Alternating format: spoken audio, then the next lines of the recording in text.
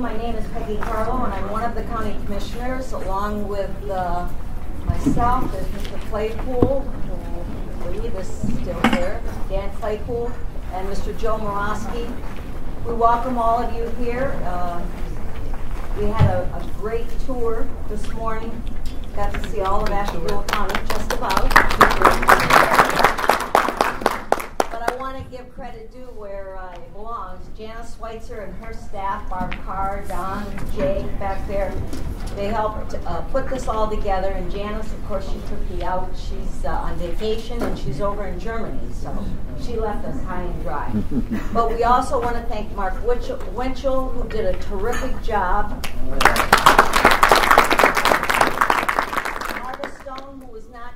To stay here, but Marta was the executive director of leadership of Ashtabula County. She works on many projects. She knows Ashtabula County inside and out, so we really thank her for her expertise. I just want to say thank you for coming and seeing where we live and what's out in Ashtabula County. So if you ever want to move and build, inexpensive and pretty, right? So I would like to introduce Brian Anderson, who's going to kind of summarize the trip, and then we'll go from there. Thank you.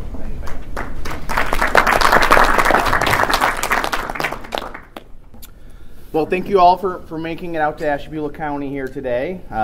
Hopefully it's not as far away as you all thought it was. It's certainly people think it's a little bit further removed from the rest of the region than it probably really is. I mean, you can be downtown from this exit in probably 50 minutes in downtown Cleveland, and I know a heck of a lot of people who commute every day from Medina up 71 who spend at least that much time getting back and forth anyway. So it certainly is not as far as a lot of people think. So my name is Brian Anderson. I am the Executive Director of the Growth Partnership for Ashtabula County.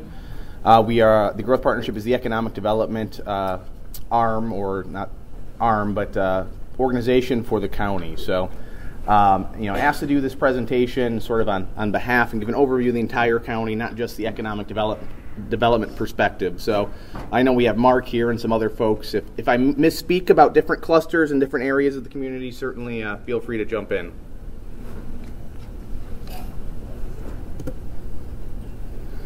For those of you, most of you were on the tour this morning. We gave you a whole bunch of information in a really condensed period of time. So we're just going to review some of the things and kind of give a quick summary, kind of what we had talked about and what we saw here today. Ashtabula County is the largest geographic county in the state of Ohio. A little bit over 700 square miles. Put that in perspective, that's about 2/3 the size of the state of Rhode Island. That's an awful lot of area to cover for one county, especially in light of there being marginally just about 100,000 people or so in the county. As I mentioned earlier on the bus this morning, one of the unique things is that population number has actually been about flat for the last 40 years, within 1,000 or 2,000 every census since then. While certainly we've seen growth, and then certainly we've lost population as a region, those numbers have remained about the same here in Ashtabula County. We have 3 cities, all north of 90 here in Ashtabula County, 7 villages, 27 townships, and 7 school districts. So it takes, there's quite a few political subdivisions covering a very large area here. I have 2 sort of parentheses or quotation mark concepts here, north of 90 and South County. That's sort of the cultural divide, so to speak, or sort of the different areas that exist here in Ashtabula County. North of 90, it's about 75% of the population and about 20% of the land. That's where the highest level of concentration of industry, as well as people and retail and those sorts of things. South County, pretty much everything south of 90, but specifically everything south of Jefferson, which is the county seat, sort of centrally located here in the county. And that's, obviously you can flip those numbers for north of 90. There's a lot less people spread out over a lot more land in that portion. Here's a couple of maps. For those of you who were with us this morning, I'll kind of lay out where we were to give you a perspective of how little of the county we saw in our 3 hours on the bus there this morning. This is where we're at right there at 90 and 534. We came down 534 to stop at the lodge, cut across Geneva on the lake here, stopped in the harbor area here briefly, across the river, down 11, and back across 90. and then stopping at the Harpersfield covered bridge before coming back. So really, you saw about 1/10 of the entire county on that 3-hour bus ride this morning. So it's always a challenge for us whenever we have visitors, is trying to do these types of tours. It's impossible to do it in a whole day, let alone a single morning. So certainly there's a lot more that even we were able to see here today. A couple other quick highlights, as I mentioned, from a planning, transportation perspective. 90 is our major east-west freeway. Route 11 connects the harbor and Ashtabula City all the way down to Youngstown and to the Ohio River, so it's a lake-to-river corridor there. We do have 2 deep water ports, one here in Ashtabula as well as one here in Conneaut. And certainly that is one of our efforts, is figuring out how we better use those assets. It has connection to rail and other transportation opportunities as well. So it's been historically underused in most recent history, mostly coal, iron ore, aggregate, other types of bulk commodities. There's a lot of acreage and a lot more opportunity than we're currently using for those. Also, I thought it was probably useful to share with this group kind of some of the land use here in the county. Only about 7% of the county is what we would categorize as urban, sort of residential, commercial, industrial. So only 7% of our land. As we didn't get to see a lot of the traditional cropland. We saw some of the grapes and wineries this morning, but about 1/3 of our land here is actually in agricultural use. And you'll see a big chunk that is considered forested, so it's not agriculture, but it's not really being used for anything else. The other interesting thing is that 17% wetlands number. I'm almost positive that is about 5 times higher than all the rest of your other counties. I think Lake County is about 3% wetlands. So when you talk about development, either in terms of residential, commercial, industrial, or even trying to take some of that marginal agricultural land, that wetlands conversation is a huge conversation here in Ashtabula County. Like I said, wetlands percentage are about 3 to 5% in most of the other counties here in the area, and that's a product of our denser clay-based soil. So it's a very, very significant issue for us here. A couple of just quick comments about the overall economy, and we kind of give a very quick sort of hit and miss, sort of different areas of it this morning on the bus. The largest area of our economy is still manufacturing and industrial here in Ashtabula County. It's about 20% of our economy here locally.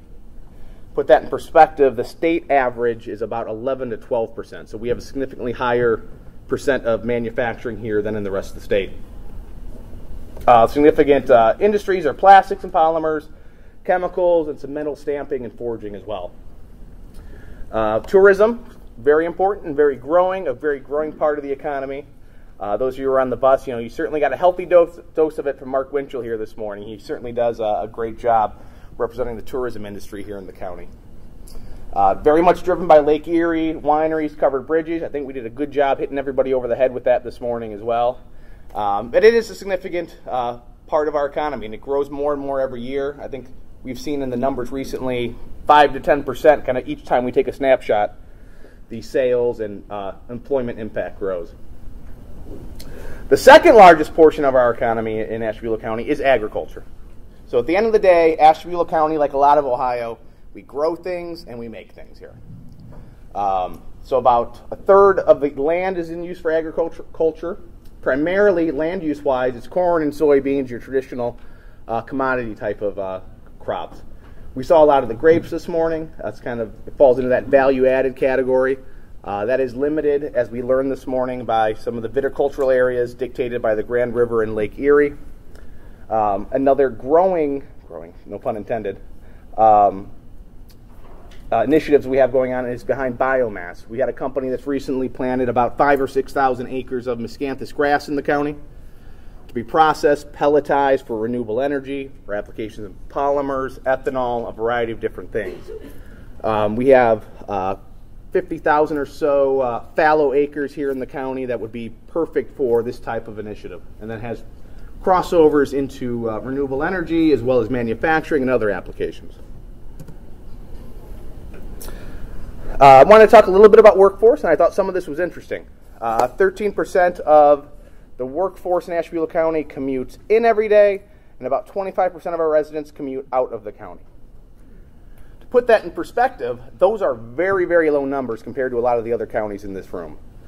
About 50 to 60% of Medina County commutes out every single morning to go to their jobs, whether it's Akron or Cleveland, Lake County, I think it's about 40%. So to me, that tells me when I think about sustainability and regionalism, to some extent, we're a little more segregated here in Ashtabula County than a lot of the other counties. We have less people commuting in, and we have less people commuting out. So I think, and I don't know what the reasons for that would be, or if that's necessarily a good or a bad thing, but I do think there are opportunities for us from a business, market, educational standpoint to interconnect better with some of all the rest of you here in the region. While we are talking about workforce, I think a lot of you in this room, as well as a lot of you who are involved in economic development, know that is a major conversation in economic development and job creation right now is workforce development. And I ran some numbers a while back looking at projections for where our current workforce is in the county in terms of age and when they project to retire for the next 5 to 10 years. And the numbers work out right now that based upon who we expect to retire every year, we expect about 1,200 to 1,500 people to retire out of our workforce every year for the next 5 to 10 years. The entire county, all of the high schools in the county, graduate less than 1,000 a year right now. So we're running a deficit every year for the next 5 to 10 years in terms of workforce, and there are already, going to be conversations about a shortage of qualified, trained workforce. How it is, especially with some of the resurgence in manufacturing and more advanced manufacturing and things like that. So it is definitely a major issue moving forward, as I know it is for most of the region. We talked a little bit about shale oil and gas, and we do expect it to have an impact here. This is an ODNR graphic here. As you see, the sweet spot for oil and gas extends into about the entire southern half of Ashtabula County. We really haven't seen much drilling yet here. We've been permits for a couple of test wells, a lot of leasing activity on and off by a variety of different groups. We're still 2 or 3 years off from seeing significant impact here on the drilling side locally.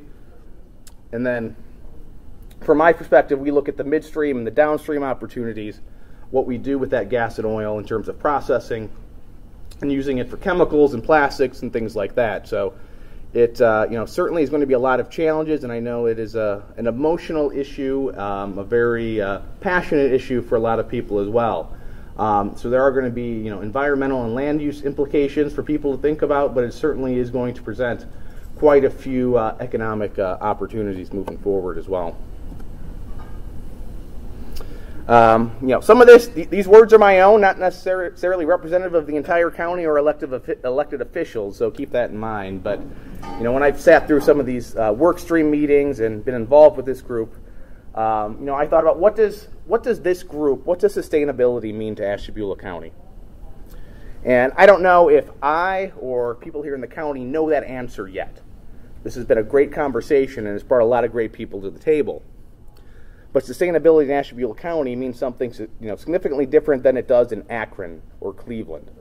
And it's figuring out how we, both internally within Ashtabula County, think more sustainably, as well as how we plug into the larger region in terms of sustainable initiatives. As I've mentioned earlier, Ashtabula County, we face a lot of the major challenges of urban areas in terms of foreclosures and housing stock. For a period of time, the exodus of manufacturing jobs, even if we've seen some increase in that recently. But we also have all of the challenges of rural communities in terms of infrastructure and all these problems associated with it there. A lot of what it comes down to for this group, and especially for Ashtabula County, is how much you emphasize maintaining your green space and environment and natural assets versus the desire to grow your economy and grow your population and increase development. As I said, and besides just working locally better, we have a lot of political subdivisions. We could be doing a lot more, sharing resources, doing a better job planning our infrastructure, and we've taken a lot of steps in that regard over the last 5 to 10 years. Connecting better with the region, and this is certainly a very positive initiative here, and I'm glad that we've had such a great turnout here today to learn a little bit about Ashtabula County and the different challenges that we face here and how we can leverage these opportunities as well as take on some issues ourselves here locally. We talked a little bit, afterwards about sort of what is the equation for sustainability here in Ashtabula County, and I think we hit it. When I was talking to Hunter earlier about what's in your genetic code, in terms of, and that translates to me for asset-based development, whether it's agriculture, it's the wine industry, it's part of who we've been and what we've done. How do you leverage those opportunities? There's still a very strong manufacturing legacy here, so we still are really good at making things here. As Mark said on the bus, we're not Silicon Valley. We're not going to get the next Bill Gates to set up and start the next Microsoft in Ashtabula County, but figuring out what we are good at and how we can best leverage those opportunities and support those opportunities moving forward. I think that was a very, very quick synopsis of a lot of information we gave you this morning.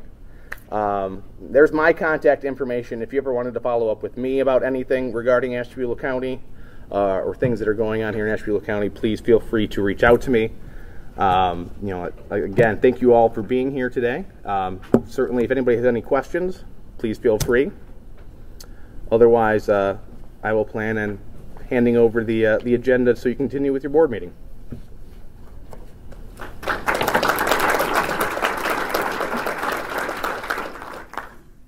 Well, thanks, Brian. I'd like to thank you and the elected officials here that hosted us in Ashtabula County this morning for a really great event. I think the hospitality that you showed, as well as the great job that you did showcasing your county to the rest of us, because it is geographically in the northeast corner of our region. I think a lot of us that don't get here as much as we would like to really saw a lot of neat things and saw how it is a microcosm of the region in a lot of ways.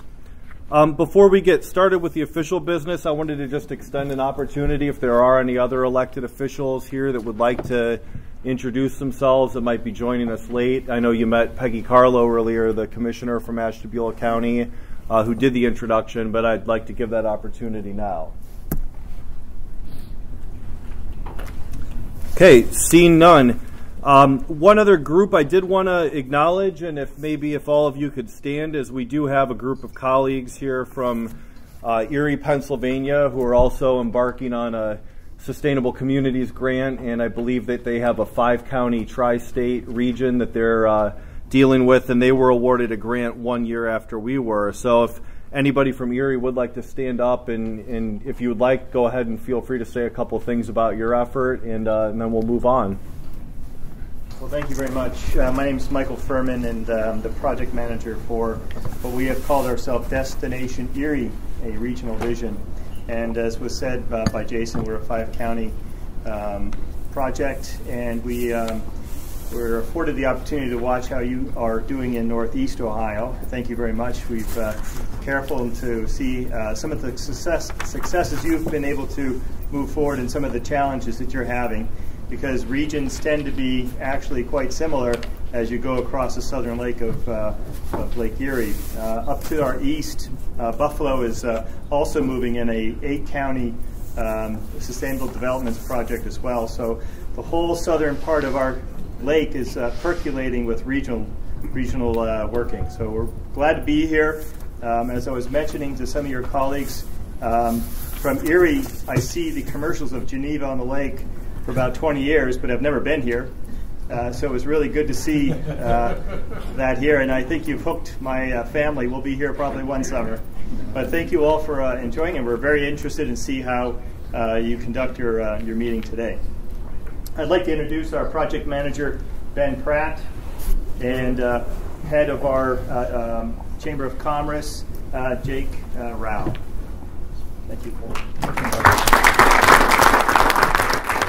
Yeah, thanks so much for coming out and joining us. And I think talking to some of you folks on the bus this morning, we will have a lot of opportunities for dialogue and sharing information, both on what to do and maybe what not to do as well. So thanks for joining us. To get the meeting started, is our usual custom, I'd like to just go around the room and have the board members at the table introduce themselves.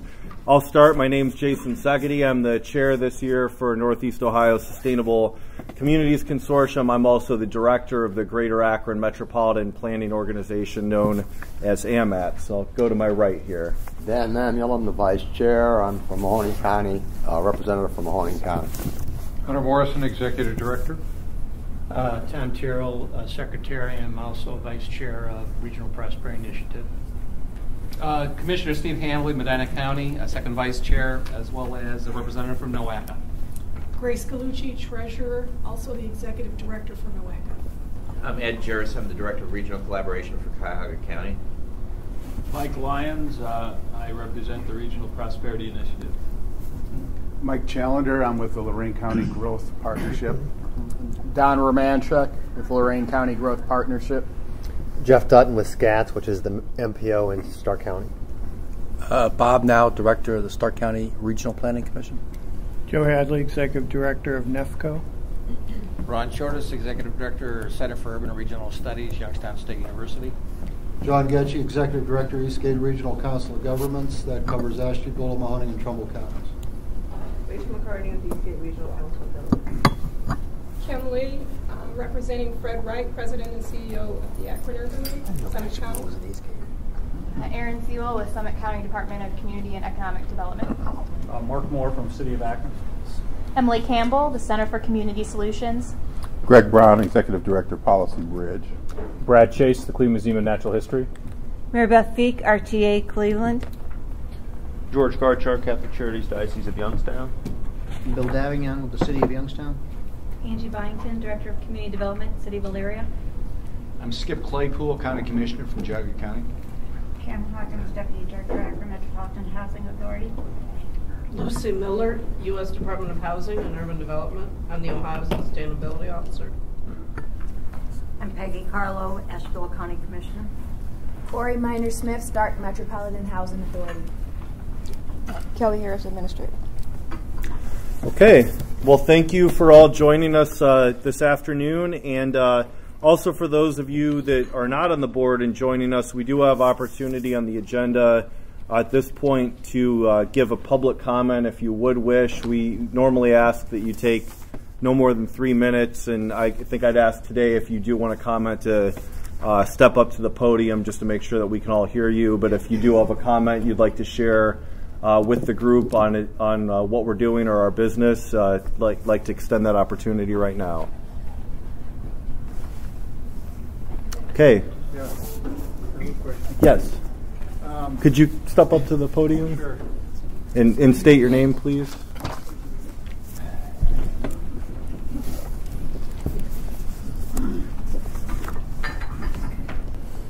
My name is Dick Kudis.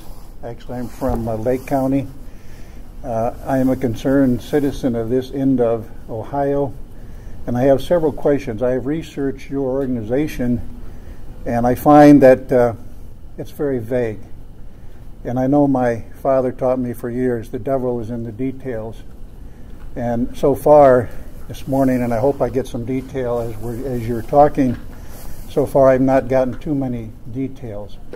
I also am very concerned that between your organizations, your board, and your executive committee, there are over 110 representatives.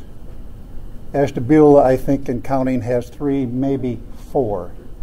Lake County has 0. Geauga County has 0. My concern remains that as I look at those organizations, probably 95% of your organizations are from either Cleveland area, Akron area, or Youngstown area. I am not naive to believe. I have studied Agenda 21 for over 3 years. And I'm telling you that those 3 cities are affiliated with and believe in Agenda 21. I'm very concerned about that, and I am very worried that the only reason that you're here today is because you promised you'd visit every county. I'm concerned that the first 5 meetings were either in Cleveland, Akron, Youngstown, and I wonder why in the world, and would like an answer please, would this end of Ohio feel we will get a fair representation into your organization of mostly appointed officials, not elected. In your literature, I have never seen anything talking about a vote of the people. All I see is what you're going to do. You're going to control my land. I think you're going to want my taxes, and I think those will go to those core cities which are urban. I also know that you have received over $4 million in funding from the federal government through HUD. HUD says housing and urban development. As I look around the room, I see a lot of urban development. I see very little suburban or this end of Northeast Ohio's representation. This concerns me greatly, and I am greatly concerned as I look at your groups, and I have researched it, goals which are very vague. They are very close to, if not exactly the same, as Agenda 21. And I'm absolutely opposed to that. I'm opposed to your organization, and I would think that this end of Ohio deserves far more representation in an appointed committee that wants to control my liberties in this county that I live in. I thank you for listening to me. Well, thank you for your comment, and I think since you did offer quite a few questions for the group, I will give an opportunity if anybody would like to respond at this time. But one thing I would suggest as the chair is, since this is being captured and recorded, we might be able to kind of take your questions one by one, get back to you in writing, and have some dialogue with you that way. Thank you. I appreciate that. Any further comments? Yes, ma'am, go ahead.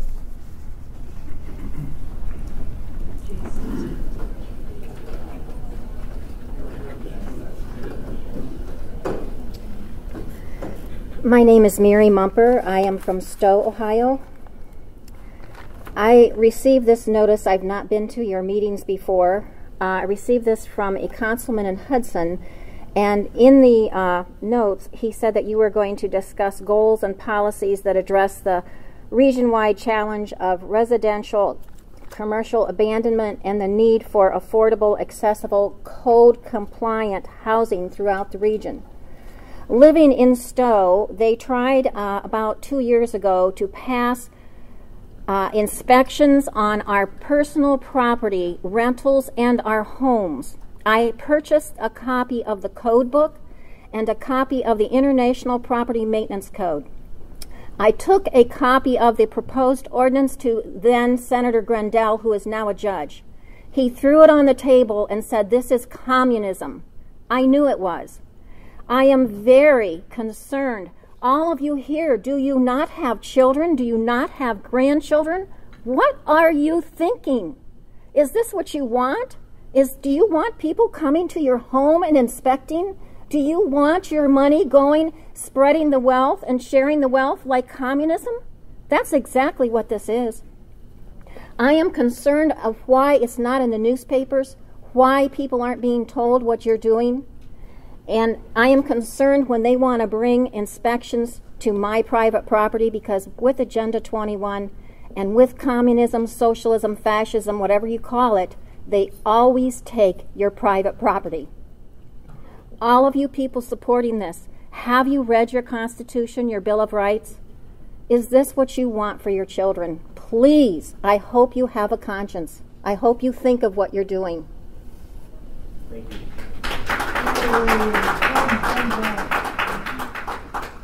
Any other comments from the group before we get started? Jason, I'd like to. Sure.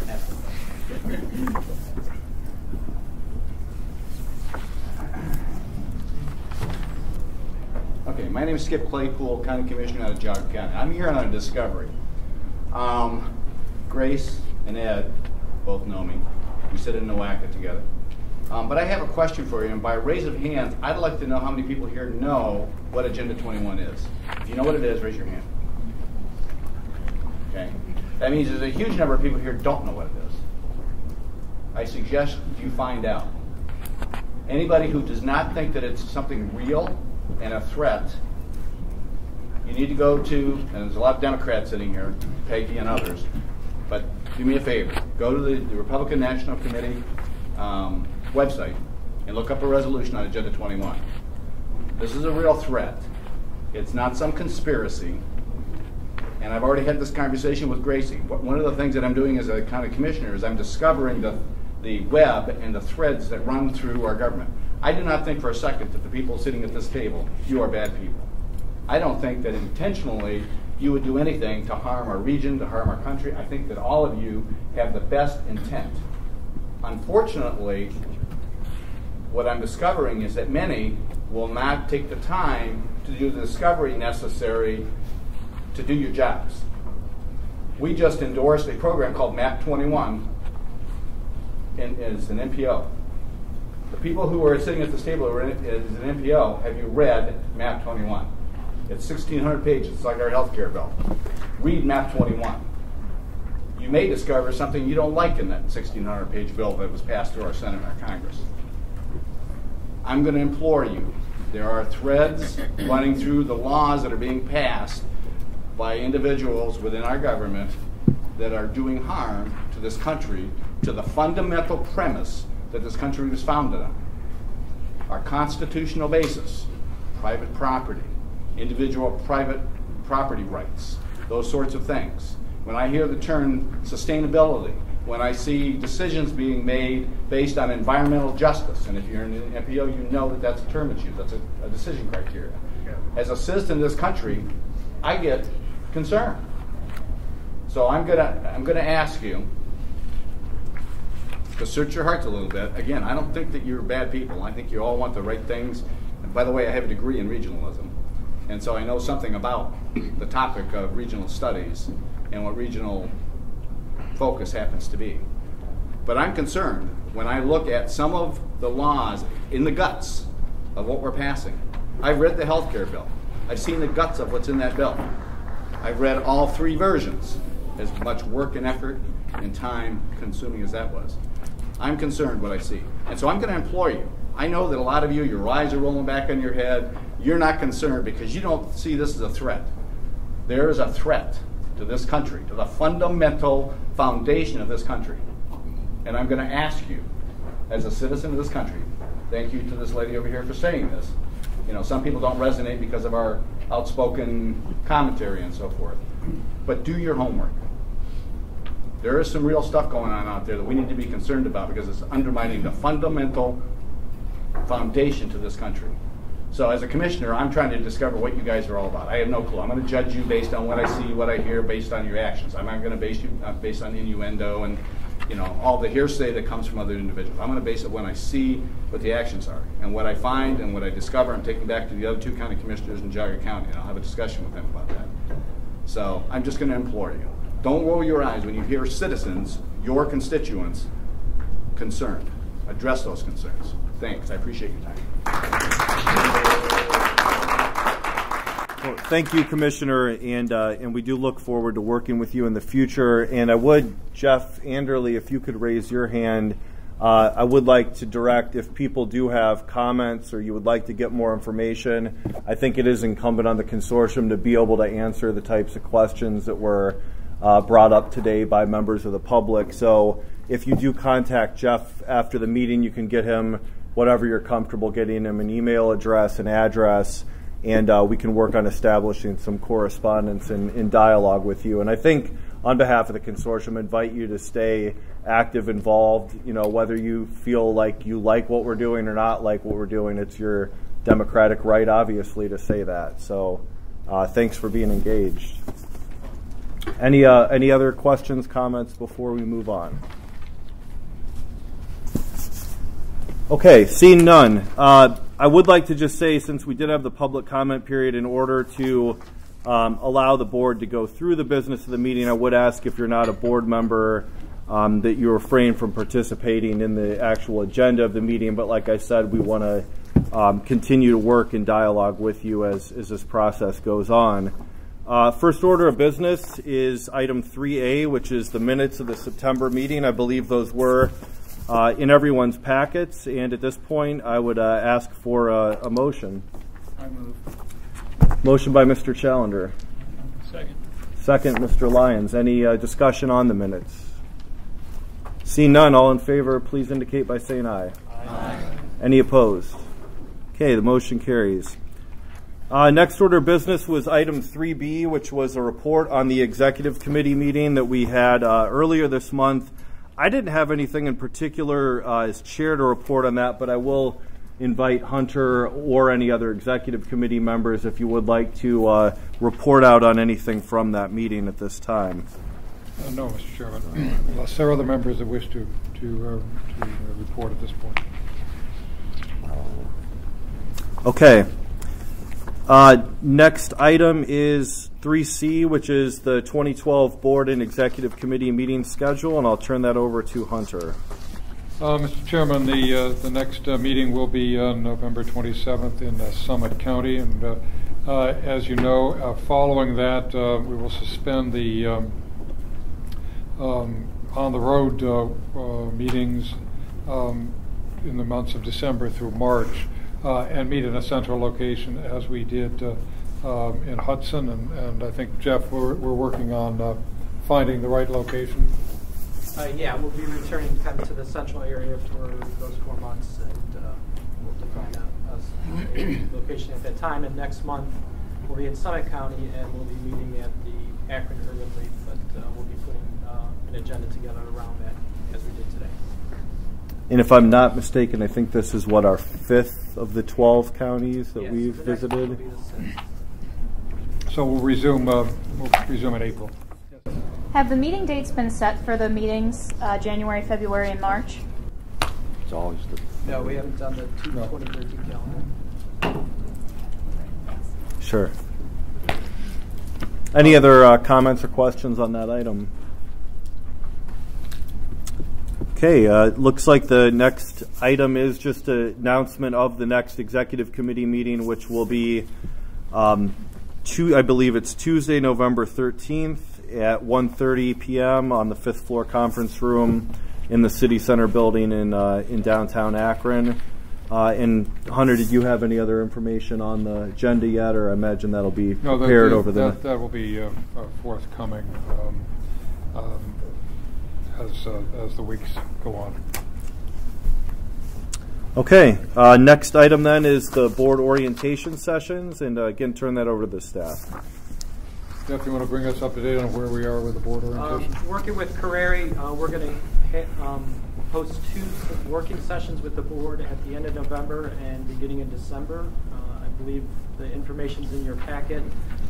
November 28th and December 7th. These will be 2 half-day sessions. It'll be the same agenda at each one, talking a little bit more about the details of the work plan, as well as talking about leverage match and some other items. But we will be sending out more details on that in the next week or 2. Thanks. Okay, and then finally, as far as the reporting goes, the last item was a report from the nominating committee. I did want to announce at the October 9th Executive Committee meeting there was a nominating committee appointed to do a search for officers for the board for 2013. I believe Connie Kraus from Summit County was chairing that, and I know Mike Lyons, you're sitting on that committee as well, and since Connie's not here, unless you had anything to report on, Aaron, I don't know, Mike, if you were at a point where you had anything to report to the board or not at this point. No, Connie has not convened the committee yet. Okay. So that we do have some time. We'll have 2 more meetings of the board in 2012. I think if you do have suggestions on officers or anything pertaining to that, feel free to contact Connie Kraus, and I'm sure she'll take that under advisement once that committee meets. Okay, moving on to item 4, organization, is a report on the current status of the budget for the consortium and financials, and I will turn that over to the staff.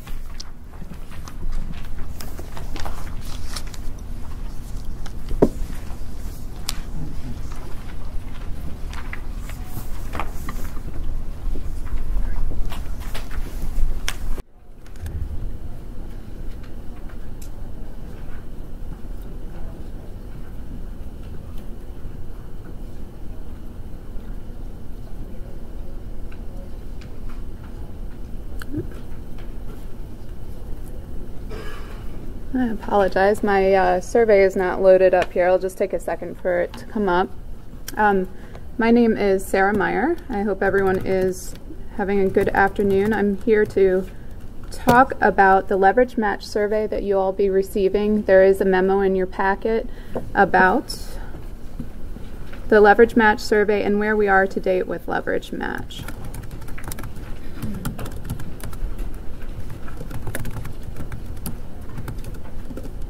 Oops.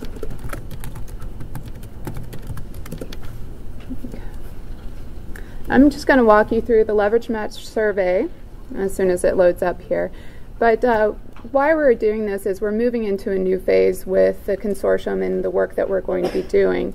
We have a pretty significant visioning process and scenario planning that will start up in the beginning of the year in 2013. So we're going to need to have significant numbers of volunteers and members of the consortium to participate in that. And so doing a leverage match survey lets us know what resources you can commit, what the skills of your staff are, so that we can start allocating resources for the visioning process and also for development of our products that the consortium has agreed to, development of the dashboard and the toolkit and policies and pilots. So you're going to be receiving this by the end of the week, along with an update as to where your leverage match commitments are and who has reported to date by employee, because I know that there are some organizations that might have missed some of their reporting, so it's an opportunity to catch up and also to get up-to-date information. So when you receive this, it'll be going out to the board members. Please forward it to anyone in your organization who should participate in NEOSCC activities. So it just has some information on contact information and where people's experiences, their professional experiences. This will help us know who to contact when we have projects that come up so that we can start scheduling this out throughout the remainder of the grant period and beyond. And so we have information here on technical skills. People can fill out where their competencies are so we know how to program, and also a section here on what projects people are interested in working on throughout the rest of the grant period. And so we should be familiar to everyone here, the visioning, the scenario planning, the different projects are listed out there. So please do take a minute to think about who in your organization you would like to tap to help us as we move forward in the next year. And when you do receive the survey, please forward it on to those people in your organization. And if you have any questions, I'd be happy to answer them right now. So just running you through so it'll be a little bit familiar when you do get this. Any questions? You may have mentioned this, but just to be clear, one survey per organization? No, this is for everyone in the organization who you want to work on the project. Should individually fill out a... Correct. And that's why I forwarded on, and just follow up with those people in your organization to make sure that they did complete it. It's fairly easy. Should take no more than 5 to 10 minutes. Looks a little longer, more daunting than it really is, but just some basic questions on availability, what their skill sets are, and that sort of thing. Any other? This is for the remainder of the grant period? Yeah, there's actually a section down here where you can note your availability per each month as we move forward. And Sarah, you may have mentioned this already, but any anticipated date that you would like to have it back by? November 2nd. November 2nd, okay. I think this is a great idea. Kudos to the people that came up with it, because I think, as we talked about bringing the planning consultant on board to help with the project, that one of the issues was we wanted to make the best advantage we could of the resources that we already have under our disposal in each of our member organizations. I think this looks like a great way to find that information out. And this is essential both from the perspective of the individual organizations meeting your match agreements, so you can track and see where it looks like you're going to be and where there might be some holes in that. And as you recall, this is a critical part of the local match to the federal funds. So we need to perfect the agreements. We're overmatched at this point, but only if, in fact, the hours are spent on our behalf. Before we move on, any other discussion, either I think on the survey or just on the concept of leverage match? Any questions or things that you think that the consortium should be thinking about as far as resources go as we move through? Just Commissioner. A quick question. Was that November 2nd or 7th? November 2nd. Okay, thank you. And it looks like if we made it through the last survey, okay, well, this one is a little bit shorter, so yes, it's much don't be afraid. Thanks. Chairman, Emma Barcelona will take the next two items, the monthly financials and the pending contract report. Okay. I think it's easier if I'm up here so nobody has to turn around. So in your packets you have our standard financials and cash position program through the end of September 30th. We're ahead in all categories in the budget. You can see where we are, and then also where we are with the consortium match as it relates to the total program. Any questions just overall on where we are in the budget? So the cash position you'll see are receipts from last month and then disbursements as well. To date, we've received just over $1.5 million in combined draws from HUD as well as our cash match from organizations. Questions? Okay. This next item is our open and pending contracts report or memo.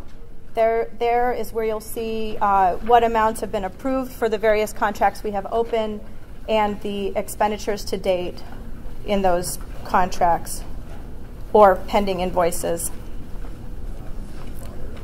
Since last month, there's actually been no change, at least in contracting. The one big one actually relates to the memo following this, which is relating to the RFP for planning management, that's regional planning management, scenario planning, and fiscal impact analysis. That just closed yesterday. There's a memo that explains what each of those three elements are and the plans moving forward.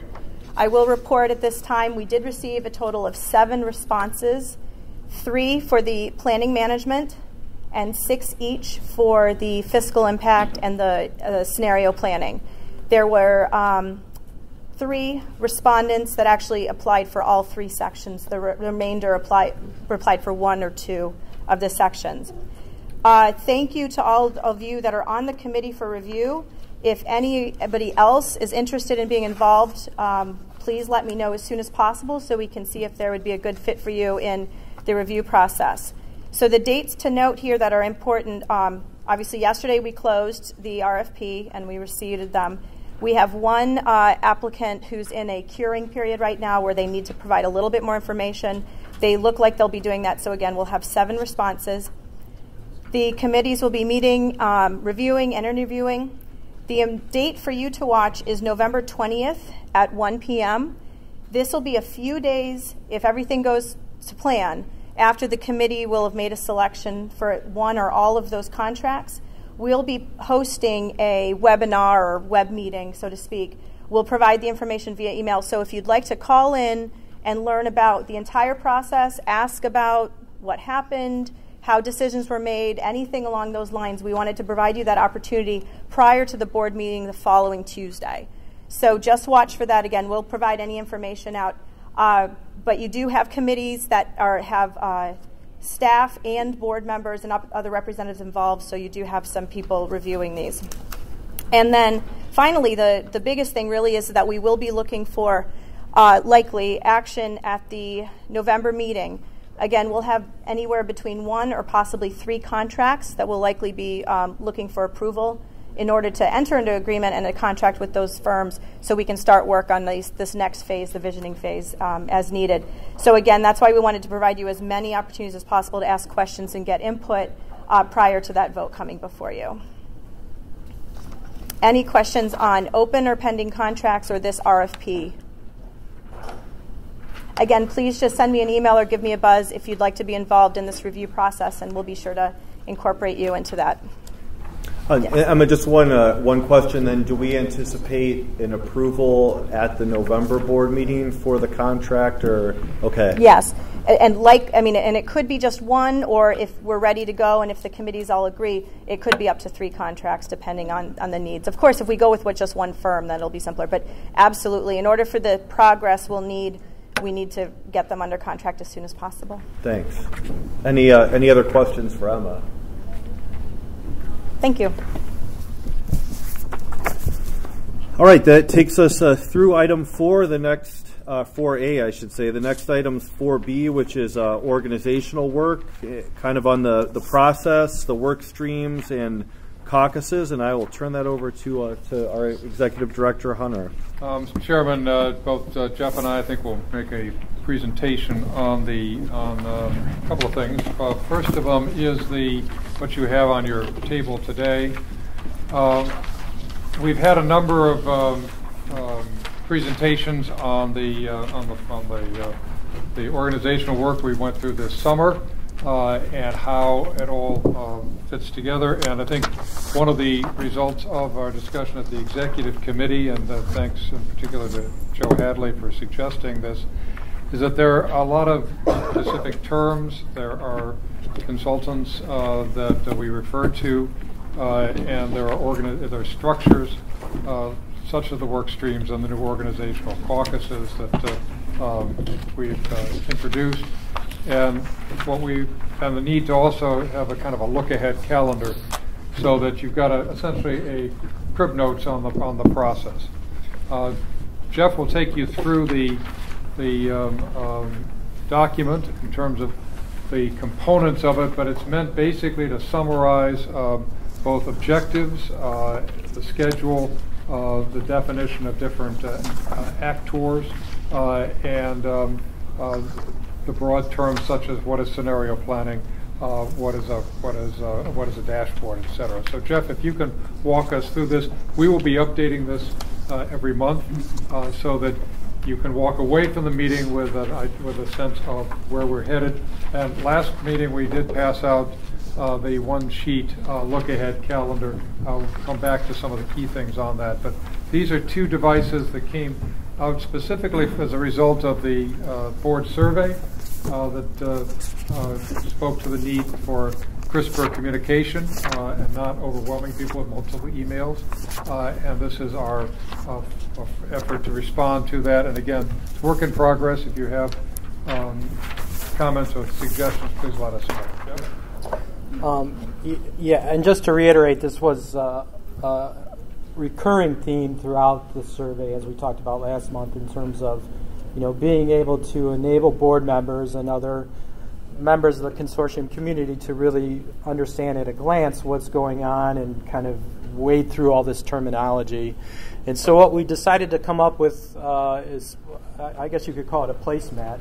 It's something that Brad Chase knows that we talked very early on in the communications and engagement workstream about, in terms of just having a placemat so we can kind of chart our progress at every board meeting. So we expanded on that concept a little bit, fundamentally to cover a couple major things. We wanted you to have a 3-month outlook, to know, upcoming impending deadlines, upcoming impending processes that are undergoing, as well as different dates for you to keep in mind in terms of your schedules. So we've done a 3-month outlook on that. I think as we pull this together, we can kind of start to clean this up and maybe even put it into more of a categorized feature where everything related to the scenario planning is here, everything related to board is here. But so far, the feedback that we've got is it's been communicating pretty well. We kind of tested it on the staff and a few other people. So that's the major component of it. To the right of that on your sheet is the project team.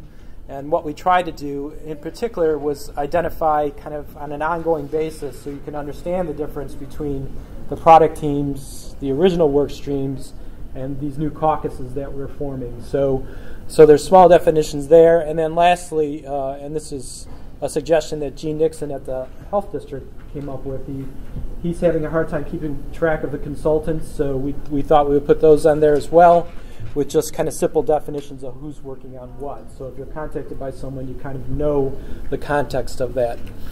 Along the bottom is a project schedule at a glance, and it's a two-part schedule. The first 6 months are on the front, and the next 6 months or next 8 months are on the back.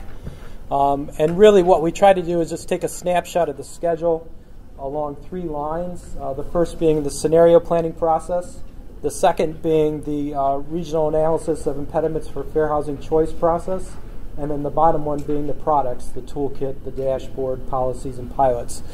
And we've started to plug some data in there, and I think that this will get tightened up, particularly once the other consultants come on board, and we know the calendar for 2013 much clearer. But we did put in some milestones on the calendar, and this again was a suggestion, I think, of Joe's, that we can kind of understand what are the board milestones and when they're going to be making decisions on certain things. So you can see the board milestones marked there, as well as blocks for work streams and caucuses when we feel those will be coming together and integrating into the process. On the back side, we decided to continue kind of this theme of a glossary. And so we went through and we defined some of the different terms and vocabulary that we toss around pretty easily in the office, but still might be confusing for you. So we talk about Vibrant NEO 2040, which is the name of the work plan, and kind of the creation of the vision and the framework over the next year.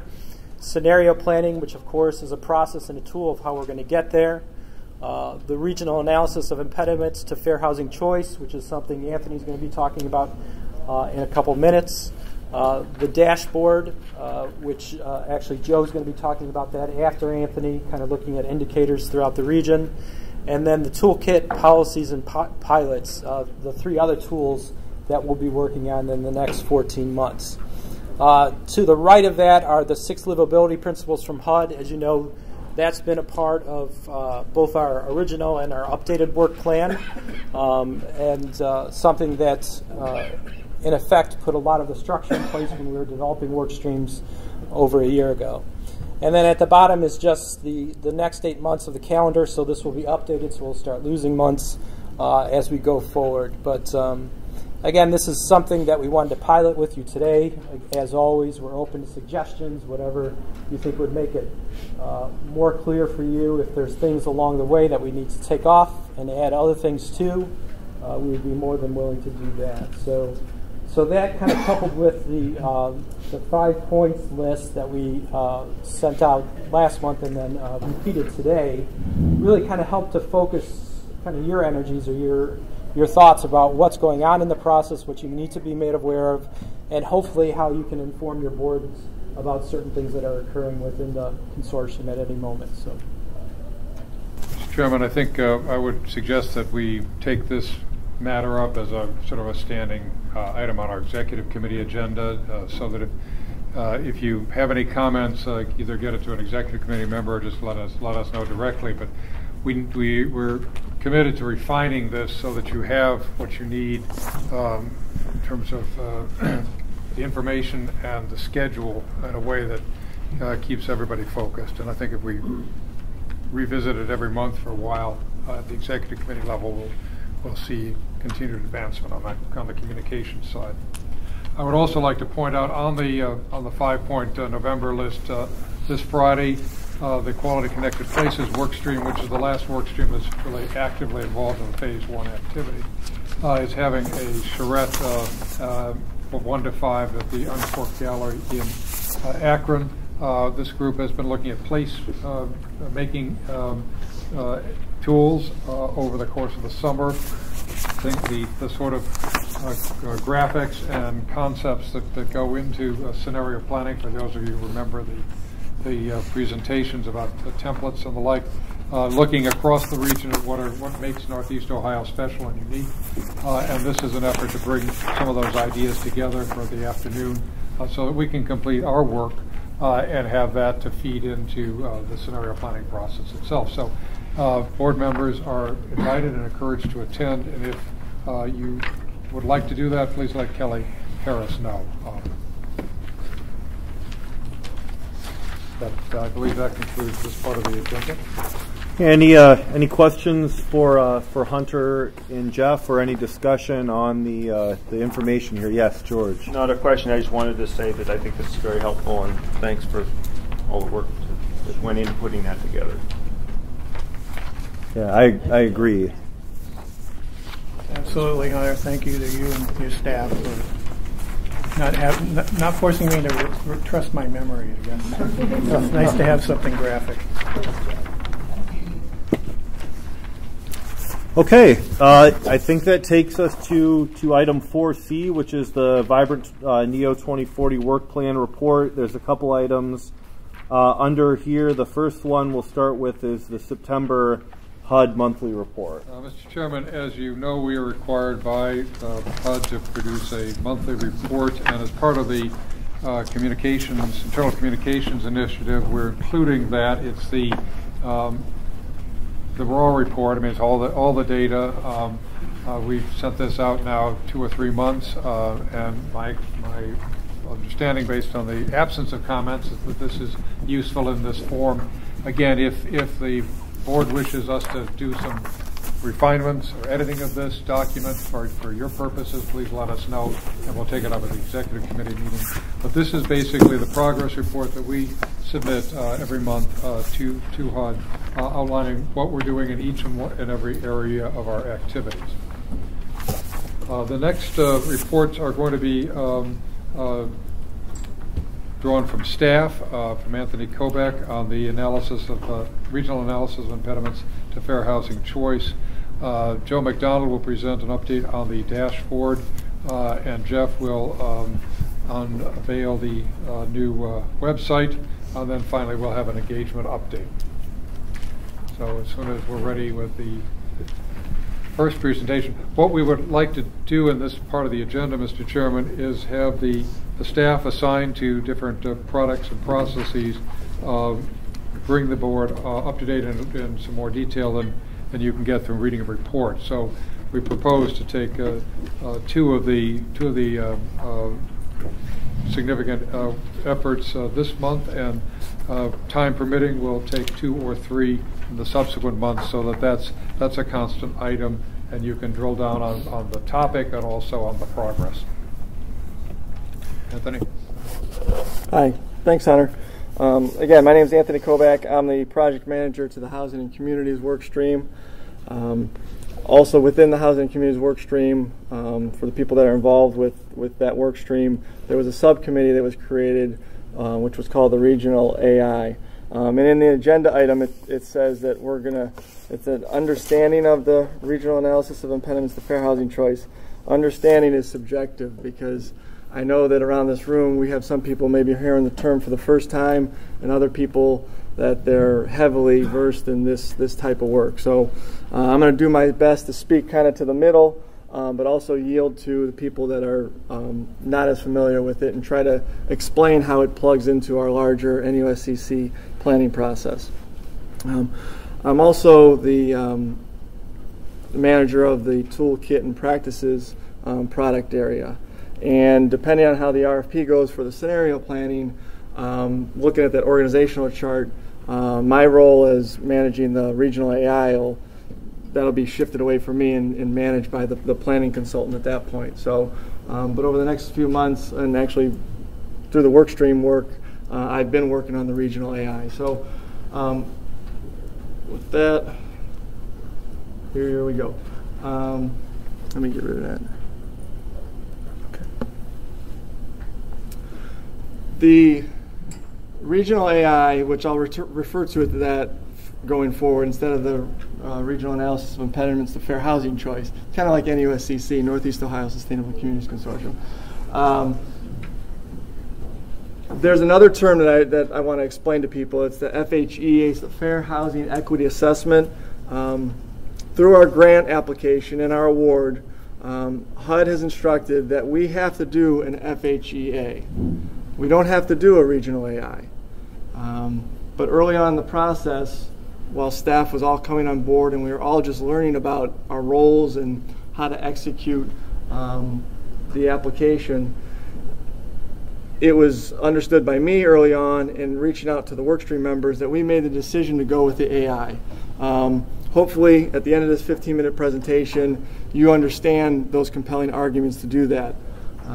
But I did want to at least lay out the difference between an FHEA and a regional AI.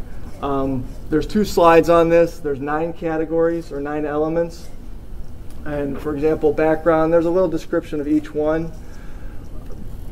As you can see, right now, doing the FHEA route, which we're required to do, or the fair housing or the regional AI, they're exactly the same. This slide, one thing I want to point out is they both deal with fair housing. It's just one is much more all-encompassing, much more, if you would, more sustainable for our purposes. The protected classes are race and ethnicity for an FHEA. The regional AI are all protected classes. Another slide, I'm going to explain what all those protected classes are, but there's 7 throughout the United States that everyone understands and connects with. Ohio has 2 additional. But as you see, it's exactly the same between the 2. So there is no real question of why we would do one or the other. This second slide, we get into some differences, and I'll explain those. These are the rest of the elements. Our first difference comes in the standpoint of the physical infrastructure. And of the sustainability principles from HUD that our application is really rallies around, this element embodies most of those principles.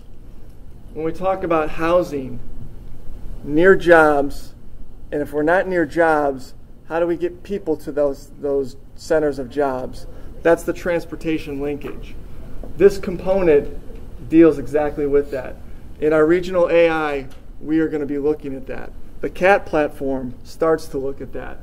All of the work streams kind of, in some cases we're in their own areas, their own silos, but our planning process is about having all of our work overlap and connect and feed into the Vibrant NEO 2040 plan and those products. For the regional AI, it's only recommended that we do this, but we're definitely doing this. We're definitely including this element in our regional AI. The next element basically just says, do we look beyond those elements that we just talked about in the last slide and this slide? It's optional for the FHEA, but for the regional AI, we're absolutely looking above and beyond what are those impediments that prevent people from having fair housing choice. Some of you in the room might be thinking, okay, well, what's an impediment? I'm going to get to that. It's kind of hard. I want to talk about so much and so many angles right now, but it's very difficult because this is, on one level, very complicated stuff, but on another level, it's pretty simple. The Fair Housing Strategy and Action Plan, optional for the FHEA, required for certification. The action plan is something that, if you're an entitlement community, and I'll touch on what an entitlement community is in a moment, you already know that this is something you have to do. We are going to have not only a regional AI completed at the end of July of next year, but it's also going to have an action plan, an individual action plan for each entitlement community. And then obviously the conclusions are the same for each. The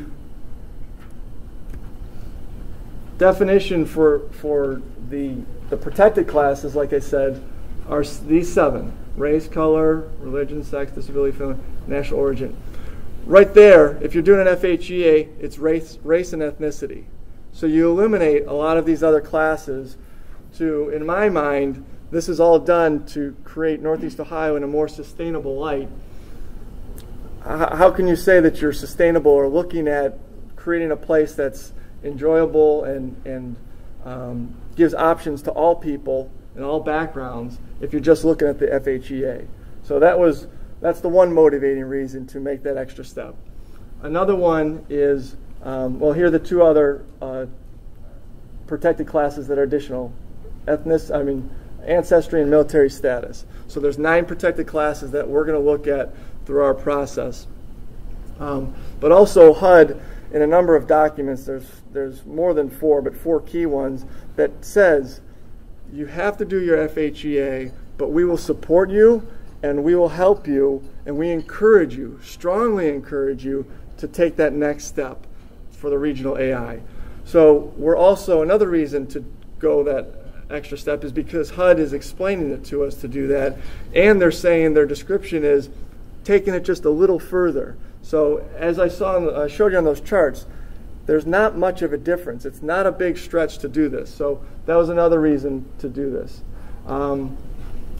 Another reason to take that next step into a regional AI is, and for the people in the room that are more practical and it's all about dollars and cents, this part's for you. I'm going to touch on another reason why we should do a regional AI. But how many are in entitlement communities by a show of hands throughout the board?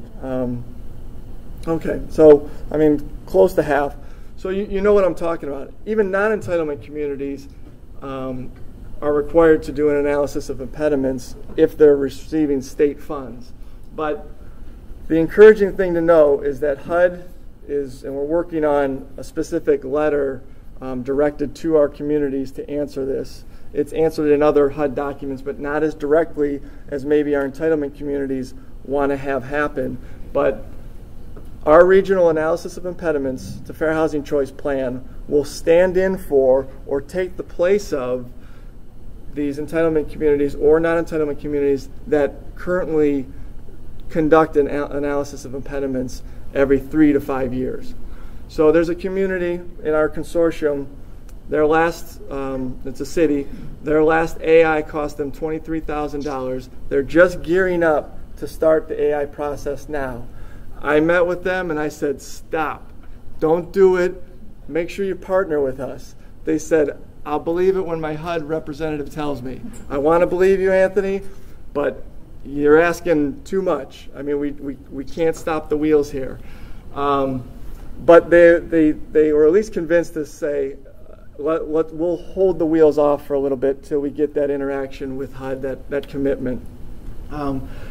Other community, it's a county, just got through finishing their AI process. So their benefit is not to save $30,000 that they just spent on the process, but the annual action plan that is listed in our table, that has to be done every year.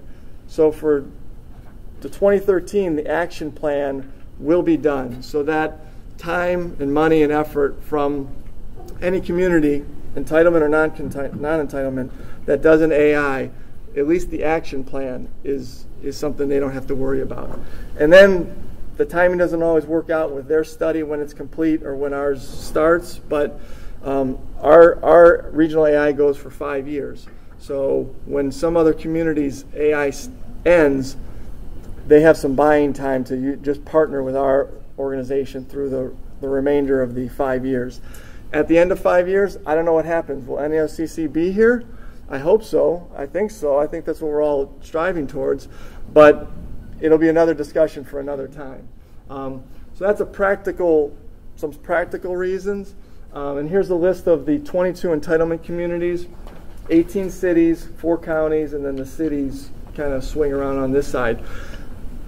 Entitlement, and anyone who wants to add to this, they can. It's basically receiving money from HUD, and the main program is the Community Development Block Grant monies, based on a minimum population of 50,000 people, and I think there's also based on need, get you to be labeled as an entitlement community.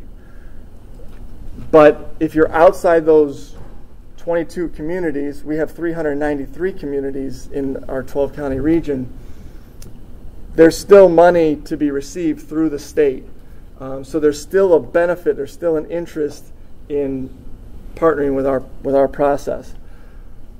Another compelling reason, if you've been discriminated against for housing or know a family member that has housing advocates that are involved with our consortium, that's another compelling reason to be involved with this.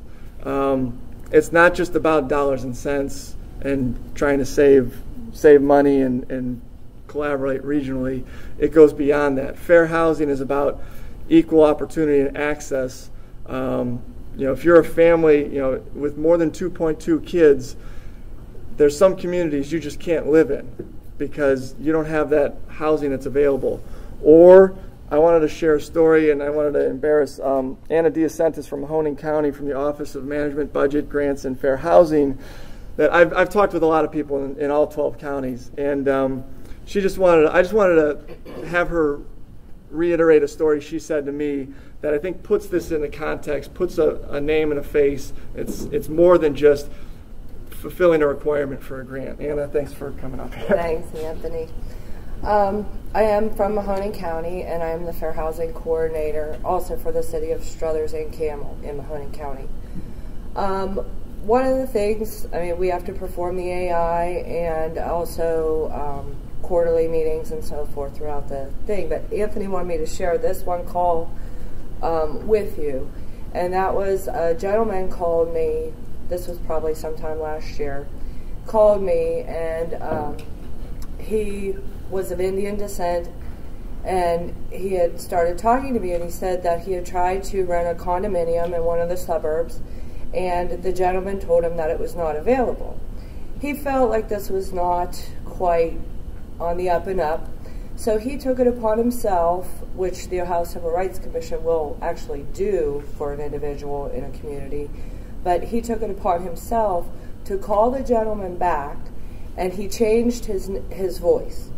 And he changed his voice while he was telling me this story. And he sounded like you or I. And I was like, what?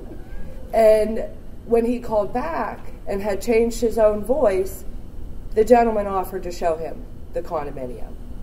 And this is a professional in the medicine field, and still just a year ago being denied housing. And just one other thing I'd like to add, and I always use this slogan when I go to meetings and try and let people understand the point of fair housing. And the bottom line is you have the right to live where you can afford to live. And nothing else should really, all the other things that you're putting into play, that's the bottom line, is that you can live where you can afford to live. Thanks, Anna. Thanks. Yeah, and affordable housing isn't necessarily fair housing. There's a distinction there. Some people think fair housing is affordable housing. Right. This is back to that slide, and I hit on those 3 points. This fourth point here is the regional AI will be incorporated into the final NEOSCC plans. One another HUD document that's out there, there's 2 elements to it. And this, not only will the regional AI process be important to our planning process, but it will tie into, it'll connect with the scenario planning. There's 2 items in the HUD document that reference, one they call the bridge. And what HUD refers to is the bridge.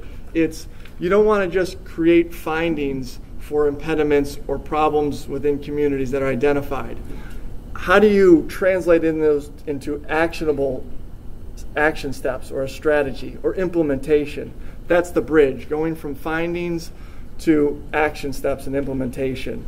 And HUD is looking for that in our process. And I think it ties into our process perfectly with scenario planning. The other component is engaging with the consortium members in meaningful dialogue. It's said kind of in that terms too. So that's at a minimum.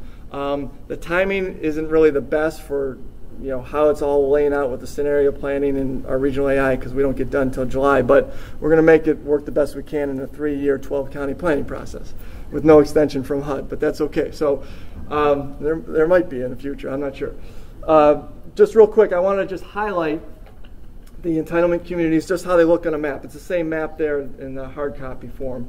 And your tan areas are your county entitlement communities, and the dark areas are the entitlement cities. And you can see pretty much it divides the county into 2 divisions of your non-entitlements on either side, split by the entitlement communities. Let me go back real quick. This last point too, the other part of it is this fair housing, this regional AI study will divide impediments by the entitlement communities, bubble up to the housing markets, bubble up to a region as a whole. So you see each, in a way, even though we're doing a regional AI, each entitlement community will be able to pull out their own AI to this process. And then we'll aggregate the information on a housing market level. We've identified 6 housing markets through our Housing and Communities work stream, and then ultimately to the 12-county region as a whole. Anthony? Yes? Can you explain how a community or a city is identified as an entitlement community? Is it CDBG related? Yes. Yeah, it's the $50,000 threshold population. Then I think need is also tied in there, right? Population. It's just population? No, it's population, and then we have cities that were designated by specific criteria, such as the city of East Cleveland, which was poverty, illiteracy, and blight. Okay, so that's why when I say need, that's another component. The proposed schedule, we started in September with another subcommittee to the Housing and Communities work stream was packaging an RFP for the regional AI, and then we had some of those members and others, Housing and Community work stream members, sit on the review committee and recommend to the board here for selection. The orientation meetings are now wrapped up between entitlement and non-entitlement communities. We're now in data. We've been in data collection. One of the data collection elements, which you'll hear more about, and as consortium members to get out to the masses of who you know, we have actually 2 surveys that are happening in mid-November, and they reference fair housing. One is going to be on the standpoint of government officials, and the other one is going to be from the standpoint of housing industry stakeholders. And real quick, the stakeholders are developers, bankers, fair housing advocates, tenant rights representatives, special needs population representatives, property management firms, and those types of people and organizations. Then we analyze that data through January through March, and then the draft and final reports happen April through July, and then we culminate in July. So with that, thanks for your time. Any questions? And if not, I know I was getting the high sign to move it along. So thank you. Yes, Liz. Did you get an answer from Fair Housing, HUD Fair Housing in Columbus about release of a letter to Bill in Youngstown? Not yet. And that was what I was referring to without getting into details was we wanted to give the communities very specific, direct language to this regional AI process would take the place of a local AI process. And the city of Youngstown, Bill D'Avignon, wrote a letter to his Fair Housing HUD representative basically asking that language. We want to partner, our AI is due, can we forego our work and work with NEOSCC? And they said, we knew the answer, which was absolutely, but to make it official and in a letter, that was coming, and that's still coming. And when that happens, we'll definitely, Bill, we wanted to do it as a model letter to share with anyone. But the response is going to be not only specifically to the city of Youngstown, but apply to all the communities in the 12 counties, entitlements and non-entitlements. I had a couple why-related questions. I think as you were presenting it, one of the whys I heard you say is we're doing this because HUD would like us to look at it, which is a very good why, but I was hoping that there would be maybe some other application for it.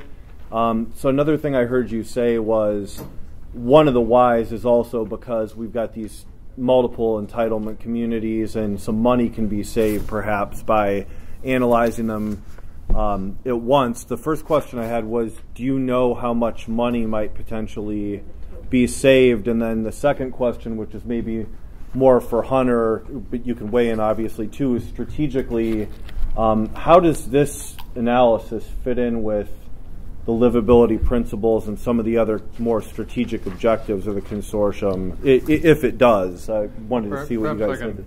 Try to take a stab at both, actually. We did when the assistant secretary of Fair Housing was in Cleveland, I believe in August, and talking about this approach that really comes from the secretary's office, that they would like to see regions look at this assessment of fair housing impediments. as opposed to individual communities. We asked them to suggest that they monetize it. That basically individual communities, and Bill's here as one, and I know several other representatives are here, individual entitlement communities go out every 3 to 5 years and do these studies. They go to a small group of consultants, probably half a dozen, who go into the census and do field work, and for $30,000 to $60,000 give you a study. Emma Barcelona was in Lakewood doing that sort of work before she joined us.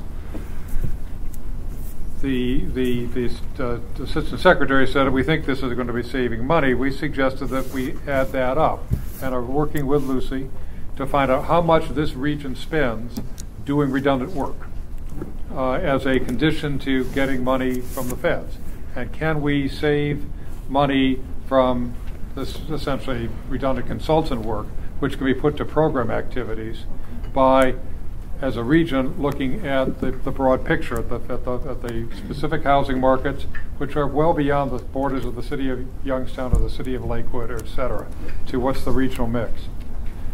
Where it fits into the bigger picture is this is an examination of our housing conditions and our housing market conditions in Northeast Ohio and what impediments are there.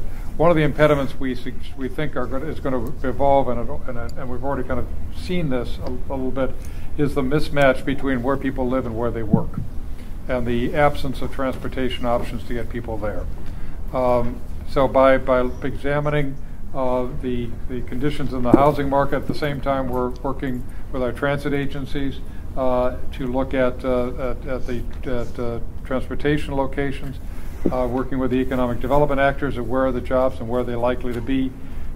We think this will help individual communities, our metropolitan planning organizations, and the region as a whole seek a better and more effective match between where people live, where they work, and how they can get there, and what we can do to provide, as a region, more transportation choices and promote a more equitable housing market. It's very clear from the work that has been done previous to our efforts that the issue of equity and concentrations of poverty is a major economic drag to this region. So as we're looking to be competitive, understanding where our housing is, where our jobs are, where our transportation is, and how we can get a better matchup is one of the broad goals of this initiative. And by doing this at the same time, as opposed to that we're looking at the other factors as opposed to something that is off to the side, allows us to, I think, get a much clearer understanding of the economic dynamics of our region. Does that answer your question? Yes. Yeah, I guess my question involves the non-entitlement communities and counties. We just finished an AI last year, Medina County did.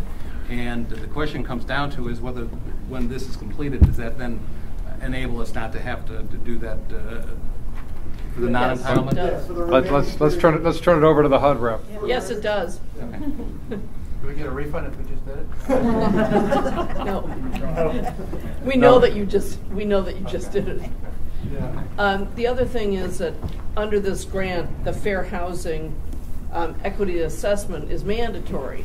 And that's why when he did the 2 slides comparing them, that's why he did them, to show you that the regional analysis of impediments is only that much more. It's only a little bit more, but it'll serve a bigger purpose for everyone. And we see it as a savings for everyone.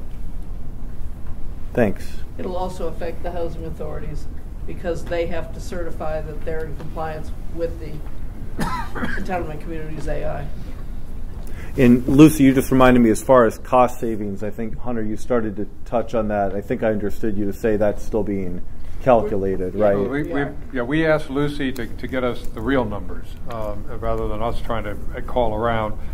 What's the bill for all this work that's being done, understanding that's sort of ongoing and phased in, and what can we then say to the assistant secretary? Here's what it costs to do a regional AI. here's what it costs to do it the old-fashioned way. Here's the saving. It's really one of the arguments for doing certain things at a regional level that we're spending a lot more money doing at a local level. We can all benefit from the same analysis. And again, one of the frustrations that people have when they do the individual ones is Lorain County is not a single housing market. It's part of a larger housing market. Northern Summit is part of two housing markets. Akron attaches to both. This allows you to be a lot more sophisticated in looking at understanding what's out there, what you can control at the local level, and what you have to partner with others.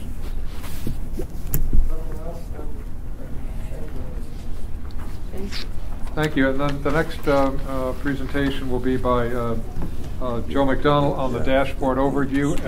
As you know, the dashboard is one of the products that was identified this summer as one of the things we want to come out of this. HUD does have, as part of our grant, the requirement that certain metrics be addressed. Those can be in the form of a dashboard.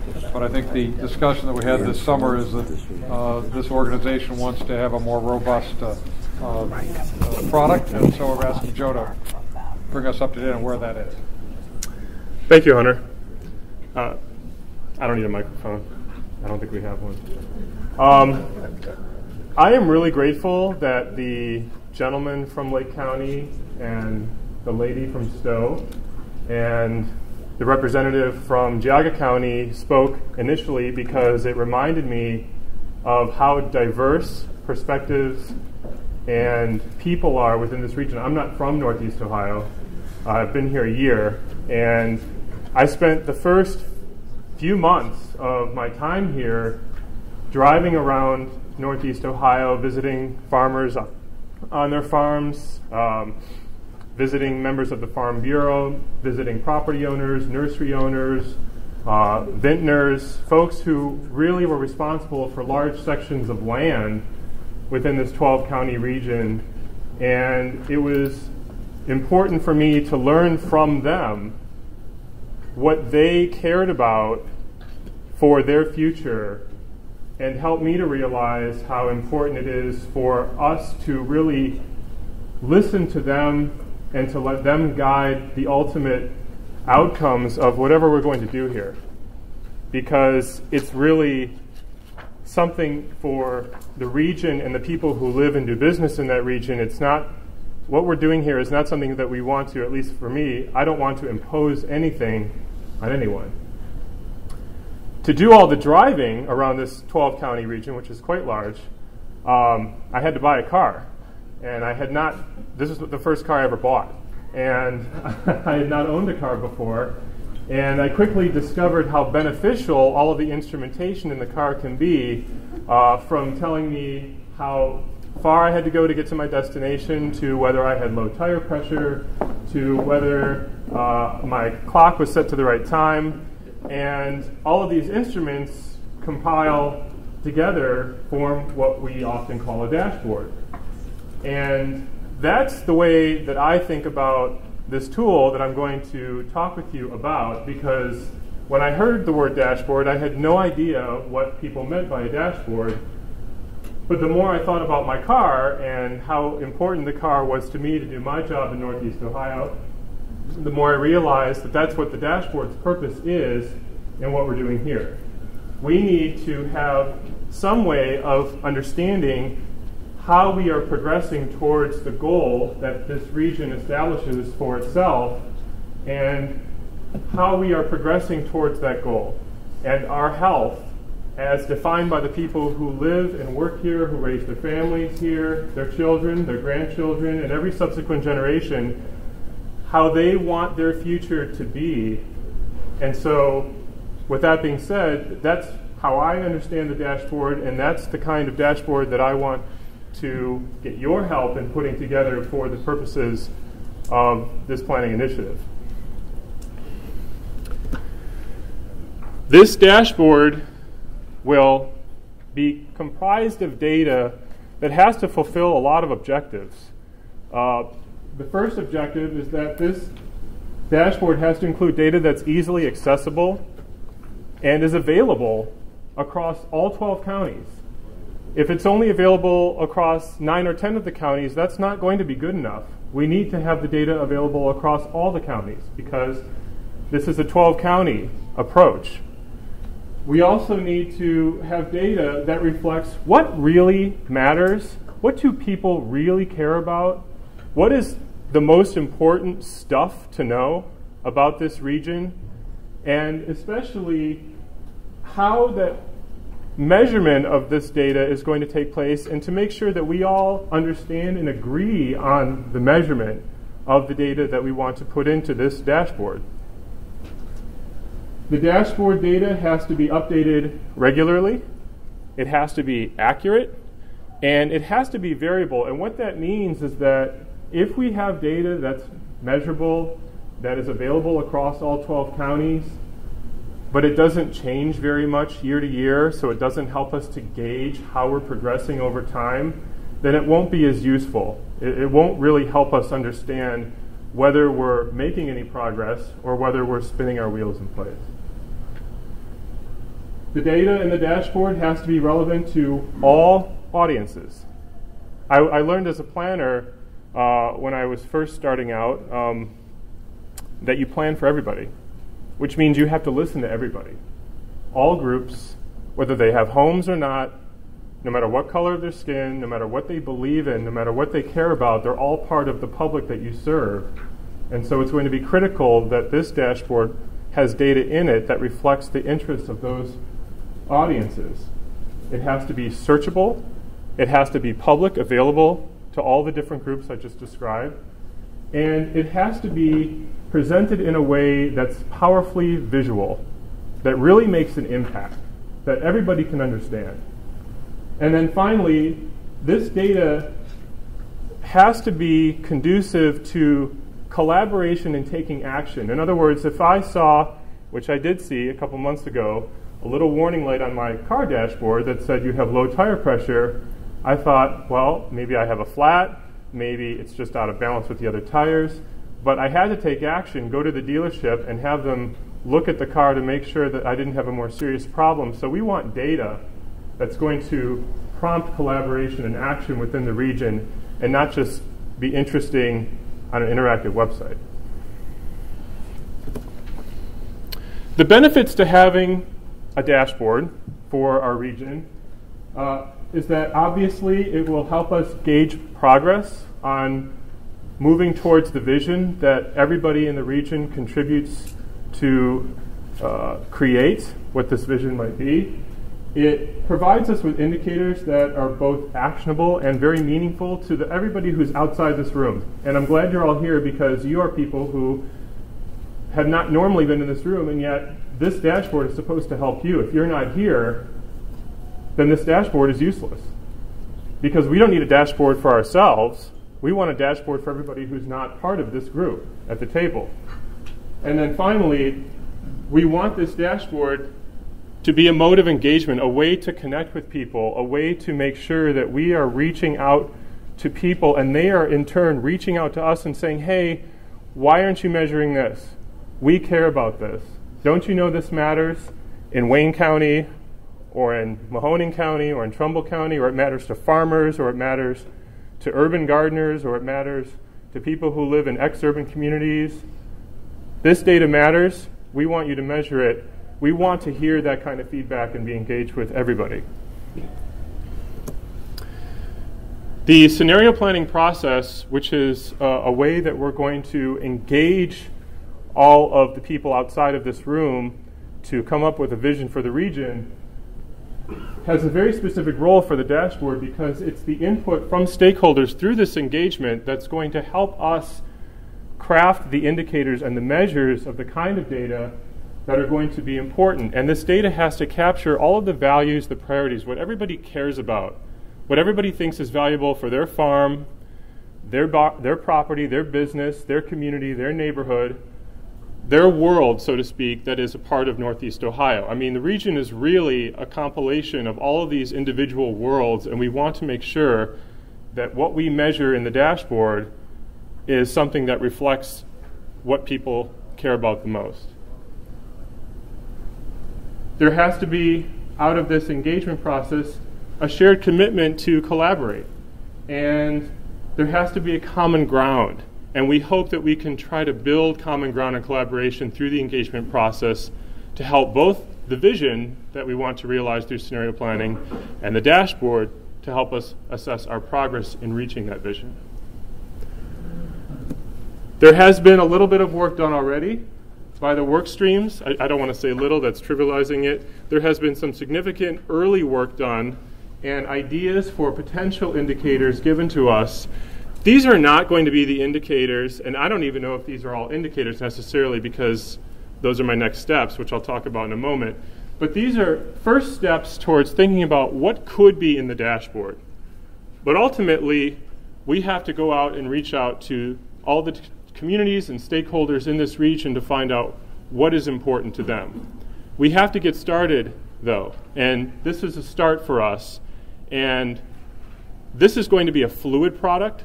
The dashboard is something that is going to be changing over time. It's dynamic. We want it to be dynamic. We want to get feedback from people who read it, who criticize it, who want us to change things. And we want to have good open dialogue about what the dashboard will be.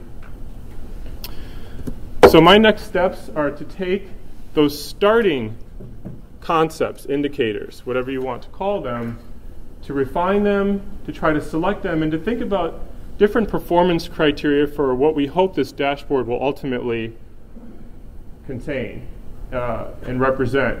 That it resonates with the public, that it's sensitive enough to reflect annual change, that it reflects the livability principles in accordance with our grantor, that it brings indicators down to the ground and makes the indicators real to people, real to the people who we hope that this dashboard will help, and that the dashboard data is actionable within a fairly short time frame. And we want to make sure that that action is effective policy change or changes that will ultimately help the region move to a place where it affords a higher quality of life for the people who live and work there. Finally, my hope is that among the metropolitan planning organizations that there are people who really see the need for having this kind of a tool and who advocate on its behalf and who will work with me and work with the dashboard working group to make this a reality. And if anybody is interested, whether you're on the board or not, in participating in the working group to help develop this dashboard, please come and talk with me, and I'd be happy to have you serve. Are there any questions or comments? Yes, Jason. I think the concept of a dashboard is great. It's one we talked about for a long time. I think you did a great job of presenting a vision for it. And I think it is one of those things at our organization, for example, at AMATS, we're doing a new regional transportation plan. I think we're working on incorporating a dashboard for transportation into that. So I think we'll work real closely with NEOSCC on some of the indicators that we had. But my question had to do with, we spent a fair amount of time and effort on the conditions and trends platform that was put together at the beginning of the summer. And for those of you that might not be as familiar, that has some, I think it's around 23 findings about different measures of sustainability in Northeast Ohio and different regional trends. And it's an online tool. I know Jeff's going to talk about the website in a second, but I think that's a good basis for starting the conversation. That's essentially what this is. Okay, good. I just couldn't read the. I know these tables never translate well to PowerPoint presentations, but that's. And I should have been specific. This is essentially a summary of the work that came out of the Conditions and Trends platform. This is broken down by work streams, and these indicators came out of the issues, the data points, the discussion points that are in that platform. So the tie-in is that the Conditions and Trends would serve as kind of the initial foundation or building blocks. Exactly. That's perfect. That was my long-winded question, was to find that It's out. a starting point for us, but ultimately engagement of public stakeholders is going to have to realize what the dashboard ultimately contains. But yes, this is the starting point straight out of the platform. Yes? It seems like there is a lot of discussion, not just among this group, but among a lot of different groups within Northeast Ohio about dashboards and the desire to put together dashboards. Do you see? And there are dashboards currently. Right. Yes, absolutely. Do you see an opportunity for this, the dashboard that's being developed through this process, to be a part of perhaps some of those other things, or how might a kind of crosswalk like that work? Well, the dashboard that has been in place the longest, to my knowledge, is the dashboard of regional economic indicators that was put together under the auspices of the Fund for Our Economic Future. And that dashboard has been public since 2006, and it's updated annually. And I definitely sat down with Brad Whitehead and Mary Scott Siebel and Emily and talked about their dashboard, which is now being called factor analysis. They said dashboard was the wrong word, but it was called the dashboard for several years, and asked them, how does this dashboard that I'm supposed to put together for Northeast Ohio, how does it reflect what you've already done? Because I don't want to reinvent the wheel if we already have a dashboard. And they said yours is going to be rather different. So a lot of the language in here reflects what they envision the regional dashboard to be, which is a bit different from their dashboard. And I'm not going to go into all the details, but we definitely there is a bit of overlap, and they're involved in my working group for the dashboard. So they'll be on board. Brian Stubbs with the Oberlin project, they have developed a bio-regional dashboard. I visited online, and that's very interesting, although it's rather limited at this point to just the city of Oberlin. The Sustainable Cleveland 2019. They have put together a dashboard, and I've been in contact with Jadita McGowan about what they have developed, although it's still a work in progress. And there are dashboards in neighboring regions as well. Pittsburgh has developed a dashboard for itself. Northeast Indiana around Fort Wayne. They have an online dashboard, and of course I think we were looking at the San Diego dashboard as a model, I think very much for presentation, the data they included. So absolutely, this should not be developed in isolation, and it won't be. Yes, sir. This is more of a kind of general question. I'm sitting here trying to get my head around this whole NEOSCC thing, so forgive me my newness to the group. As I said, I'm on a discovery. So I'm trying to figure out, what is this NEOSCC thing? I go to your website and I'm reading, it's the first of a kind, 4.25 million federally funded grant driven by the Housing Development, Urban Development, Sustainable Communities, U.S. Department of Transportation, and U.S. Environmental Protection Agency. Okay, so as a citizen of Ohio, a sovereign state, and a citizen of Geauga County, a sovereign county, I'm trying to get my head around having the federal government come in and try to steer the vote when we have elected officials who are charged with doing this sort of thing for our community and for our citizens. Why is it that we have the federal government, HUD, usurping the sovereignty of the state of Ohio to do something like that? I mean, I'm asking that as a question. What is the sense of the people around this table? Are you not afraid of a federal organization coming in and driving the vote? I want some responses from that. My initial response is that the federal government and we, as taxpayers, all make contributions into communities. HUD, EPA, and DOT working together, we're trying to get the best bang for our buck. We're trying to say, let's not just have one group make a decision over here and another group make a decision over here. If we all learn to talk to each other and engage the community to talk with us, maybe we can make our federal investments in a smarter way. That's up to the citizens of the state of Ohio, not for the federal government to come in to people and tell the people in the state of Ohio how to do our business. I didn't ask you to be told. I asked you. If we want to do things that are inconsistent or detached, I don't care what the federal government runs. The states created the federal government. They have 17 enumerated rights in our Constitution. I took an oath to defend the Constitution twice. Once in the military when I went overseas to fight in the Vietnam War. The second time when I sit down to be a county commissioner. I take that oath seriously. When the federal government comes in and tells me they start steering the boat, I say to the federal government, take a hike, go back to Washington. It's not your place to come into my county and to tell me how to do business. Commissioner, I think one of the distinctions here that I would argue is that in this case the federal government provided a grant to fund this. We'll get the grant back. I don't want the grant. But we don't have folks from the federal. I mean, Lucy's here at the table, but she's not a board member. The people making decisions on how to implement sustainable community solutions and recommend things back to elected officials, everyone who sits on this board is from Northeast Ohio. Nobody on this board is from Washington. And I think the other distinction is whatever recommendations this group makes, these are going to go before elected officials that serve on our metropolitan planning organizations, run some of our other local units of government. So I don't think anything decided or recommended here is going to happen unless elected officials that represent the people buy into it. That's my perspective. Well, I'm just kind of curious, who chartered this organization? Who started the ball rolling? I mean, who's controlling this? Because there is a term socialism. You may not want to consider it. Go look up the dictionary definitions. That's government control of production. Government control.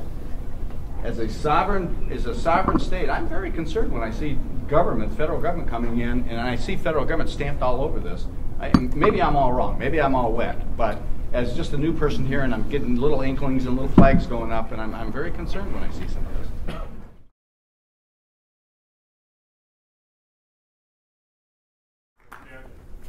Go ahead. Well, I will, I guess, follow up on what Jason said. You know, the federal government didn't come and twist our arm to start this project. We put together a consortium of local institutions in Northeast Ohio, which includes four MPOs. These are metropolitan planning organizations. And as you know, the members of the boards of those organizations are elected officials. So each of those entities join the consortium as a result of the vote of their elected officials that serve on those boards. So the origins of this are not from Washington. The money to fund it is a federal grant. There's no doubt about that. When you take federal dollars, you're beholden to your master. Well, that was the choice we made, was to accept those funds.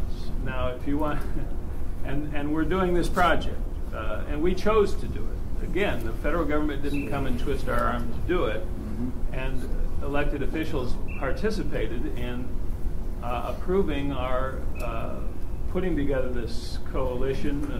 We call it a consortium. And you know, at the heart of it, and this is my perspective, is when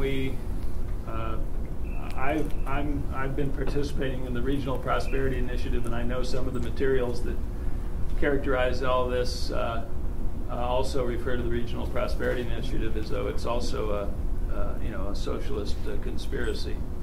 But my involvement in that was to try to, and it was from the perspective of a small suburban community, and my experience was that as individual communities, we were fighting against one another in competition for economic development, and we would give incentives.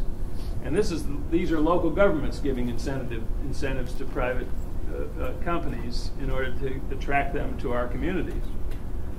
And it seemed to me, and many mayors that I talked to, that when we have individual fragmented economic development strategies, it's my view that may not be the best strategy for our region to have a healthy economy.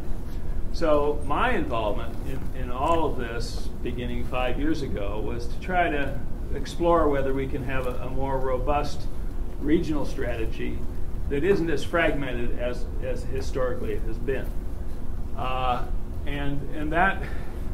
And the whole notion of sustainability, and I know that I've read some of the materials on the connection to Agenda 21, and I have not myself been convinced that we are dupes of some international conspiracy to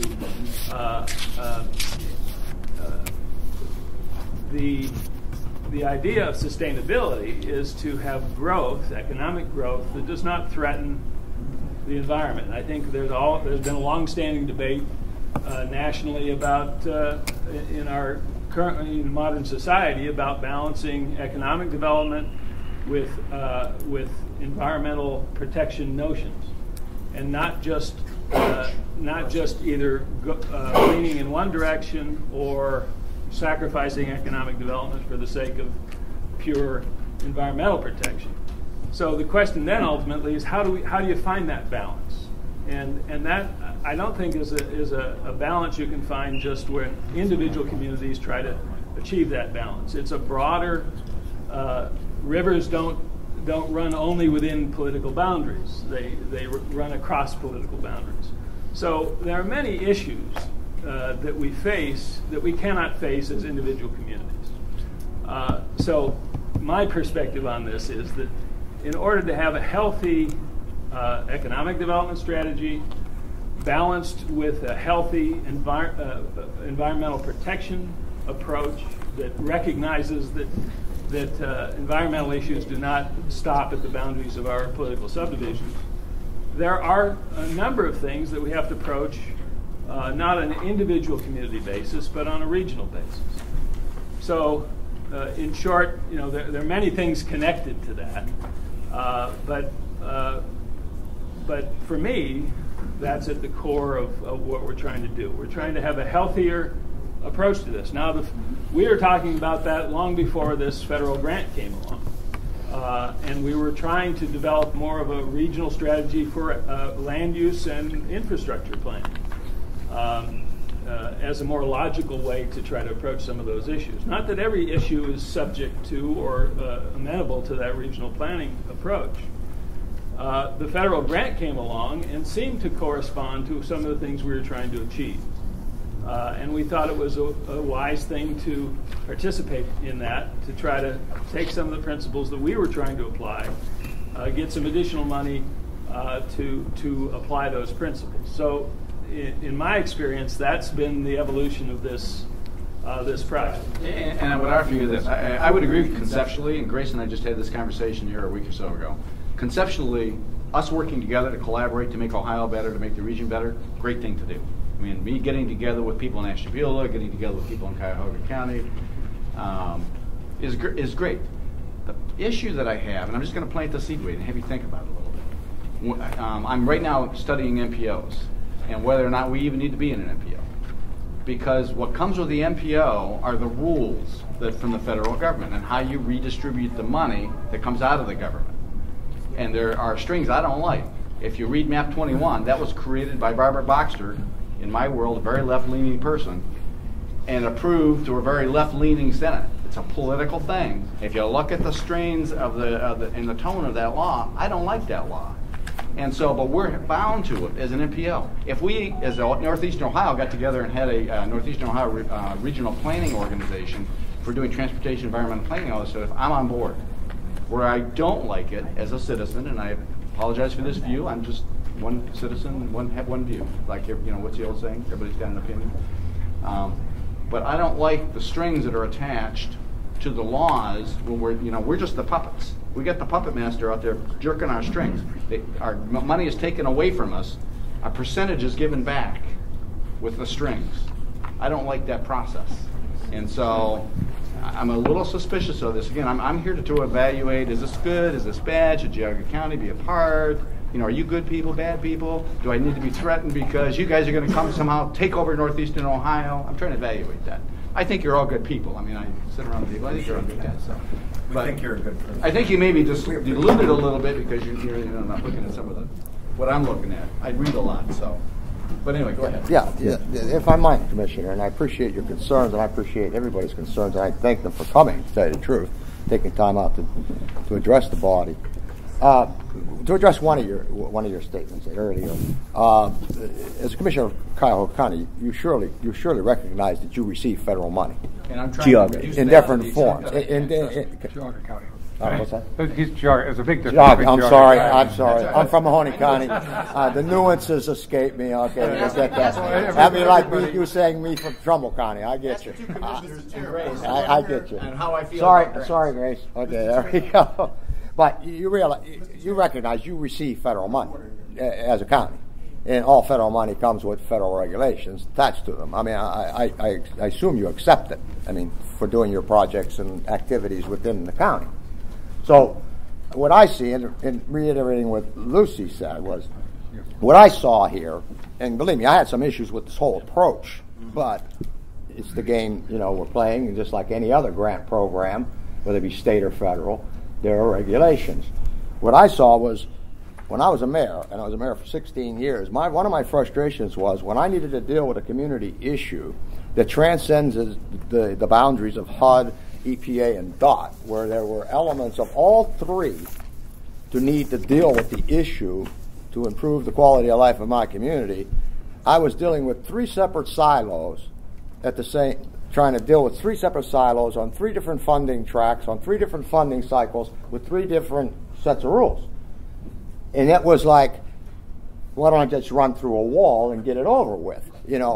Well, what I was enticed by here was that three agencies were agreeing to say, we'll share our allotted resources to try to address issues that have all three elements to them in one way, one time. That, to me, is extremely efficient. It's a wise use of resources, and it's actually beneficial. That being said, that's what I'm here for. I don't know. I read the literature here, and I'll be honest with you, this is foreign to me. Maybe I need to do more educating. Maybe there's something I'm missing, but I haven't heard any of this at this table since the beginning. And in fact, I would make this point. From the very beginning, I've been involved in this thing since we started to write this thing that we call the Northeast Ohio Sustainable Community Consortium thing.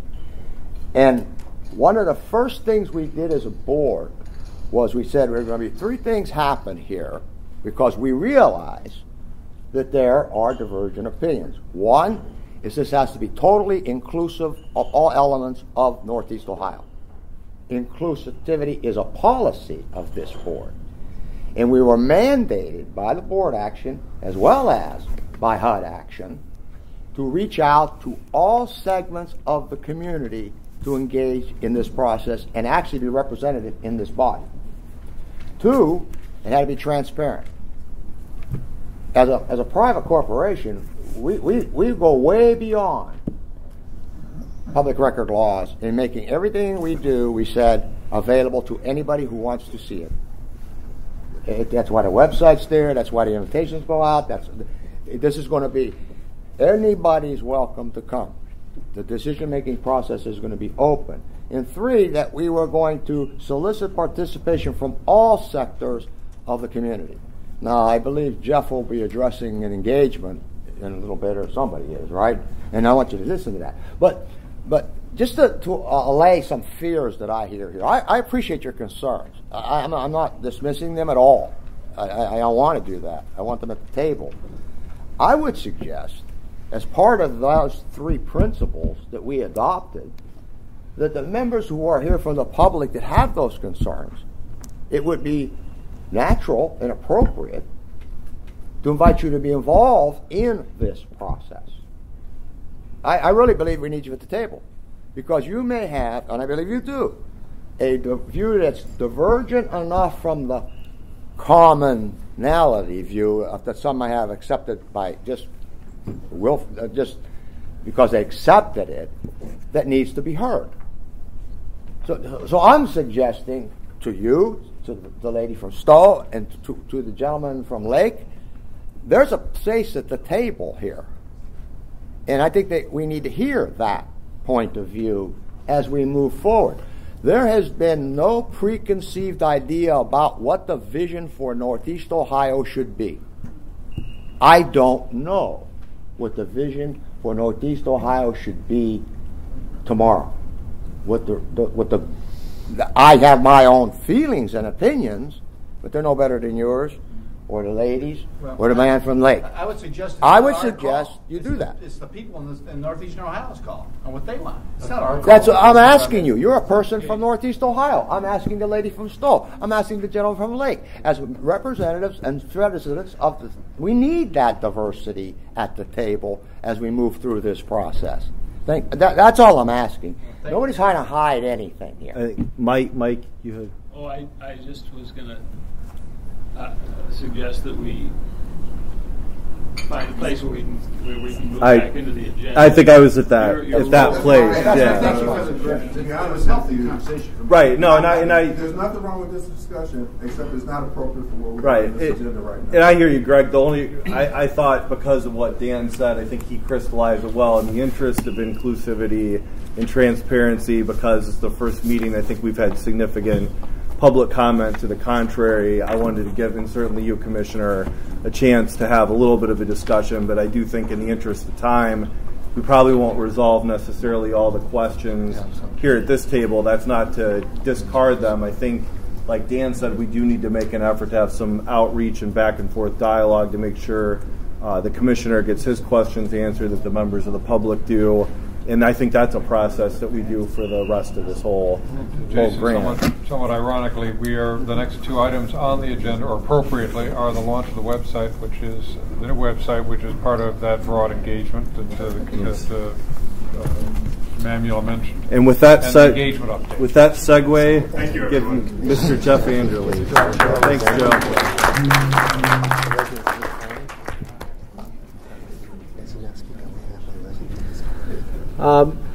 As a lot of you will remember, last spring we were in process of starting to develop a new website for the initiative, but then something called the Conditions and Trends Platform came up, and we ended up focusing the first 3 or 4 months with our communications and graphics consultant on the CAP platform, which, as you know, has been a really interesting and new way to kind of look at data and look at maps throughout the region. And real quickly on the CAP platform, this is the new website here, but we are still experiencing 30 to 40 different visitors a day on the CAP platform, and the average time of duration ranges from 4 to 6 minutes, which is pretty good given a website that is so dense with statistics and information as that one is. So we continue to drive traffic to that platform, and as Patty's going to talk about, it'll be part of our engagement going forward. But this is a website that was kind of started under development, got put to the side, and we're launching today. So a couple pretty significant things, and I'm going to skip through this fairly fast.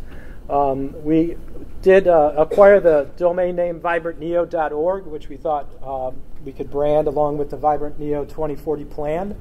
But again, the NEOSCC domain name will still redirect here, so it'll be kind of a seamless transition.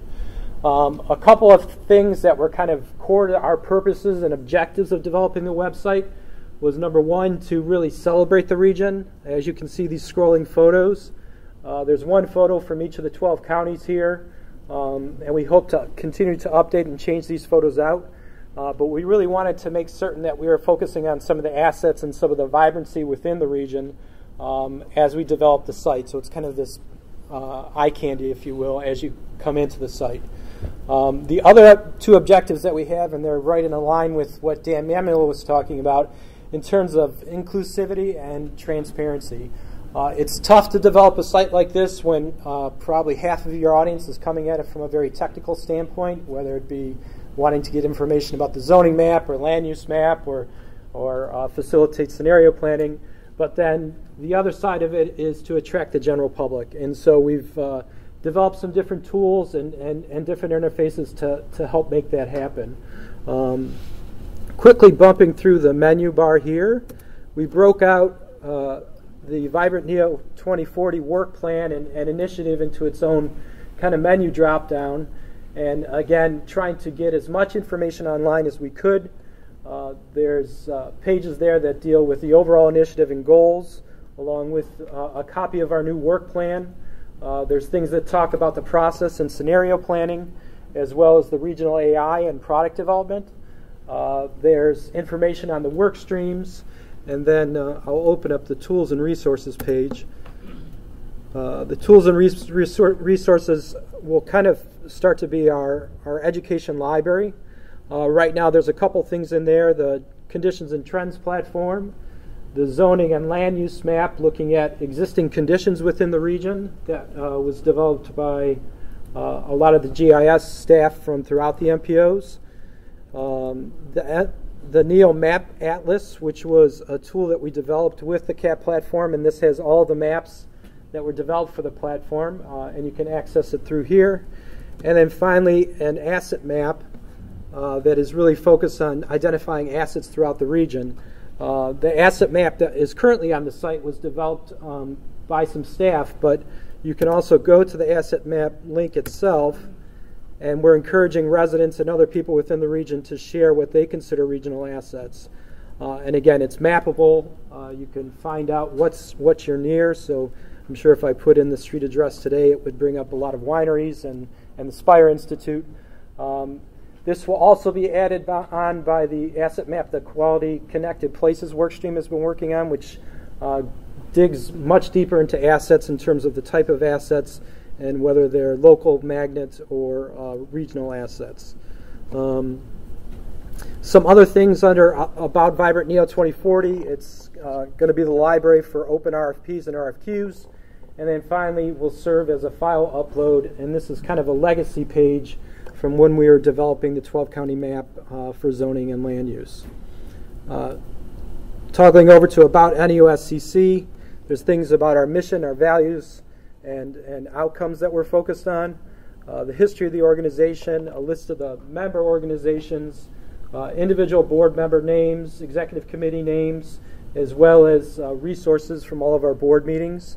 As you know, we videotape each board meeting, and it's available usually within 5 days on YouTube. But we post up all the meeting materials usually the day before or the day after the meeting itself. Bios on the staff, a look at recent news on the initiative and on NEOSCC. And this, again, will just be a rolling list as we go forward. I'm going to skip over Get Involved because Patty's going to talk about that in a second. We have also included a daily blog on this. And one of the concerns that we had early on, and we worked through some of this with Steve Cerny at HUD, is how we would present information in a real-time manner via social media and via blogs. And so what we've come down with is kind of content that's based on what's happening. So the Vibrant daily blog today really focuses on the County of Ashtabula and some of the assets that we saw, as well as gives links for people to go and visit the Visit Ashtabula County page. So, and this will be a recurring blog that we write every day, depending on what's happening that day. Also, you can look to the side margin, and we created a little what they call a widget over there, and it's what can I do today. And what we're going to do is list different things, different activities that they can get involved with in terms of engagement meetings that we're having, learning more about Ashtabula County, or sharing with us what makes Northeast Ohio vibrant. And again, this will be something that's content that's changed and refreshed every day so that we continue to get people interested in the initiative and understanding what we are working on. Lastly, and NEO 101 is kind of a tip to Hunter, who always likes to call all of our different courses 101s. If you remember, last fall we launched the 101 series at board meetings about what a metropolitan planning organization is, what a public housing authority is, and some other early on kind of, I would say, contextual presentations that occurred last fall. So we started to embed these in the NEO 101 page, and really this is going to develop into kind of a learning site for people to come to. We have created a library of DigiNeo facts that were culled both from the Conditions and Trends platform as well as from some of the different chambers of commerce throughout the region, kind of talking about some of the shared assets of the region themselves and some of the challenges that the region is facing. I'm flying through. Lastly is the calendar, and the calendar I think is really something that we had been sorely missing. This is a downloadable Google Calendar that you could subscribe to. So all of our calendar events will be on here. There'll be links to how you can RSVP to events, and there'll be different narratives about the different events as they come up. For board members, this I think will be an easy way for you to get a snapshot of what's going on.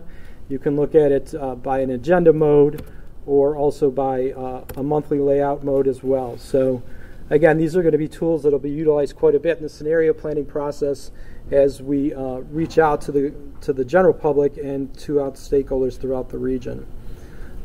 Lastly, in terms of some of the features of the home page, each of these buttons under here really focuses on a different tool. So you can go straight to the Conditions and Trends platform. You can contribute a photo to the My Vibrant Northeast Ohio page. I have a heavy finger. You could look at upcoming events, contribute to the local asset list, or view the Did You Know facts. The homepage also features a short, I think it's a 13 slide PowerPoint that is automated and embedded in the site to give you a little background about the initiative itself. There's a repeat of the What Can I Do and the blog feed to the left, our Twitter feed at the bottom, a little bit more detail on the My Vibrant Neo page, and then at the bottom of the sheet are the recent tools that we've developed. So this again is, I think, a tool that we've been so sorely missing, particularly as we did public outreach and are trying to launch that in a much more intense way coming up. So I think this will be utilized quite a bit more. So, and that was about as fast as I can go.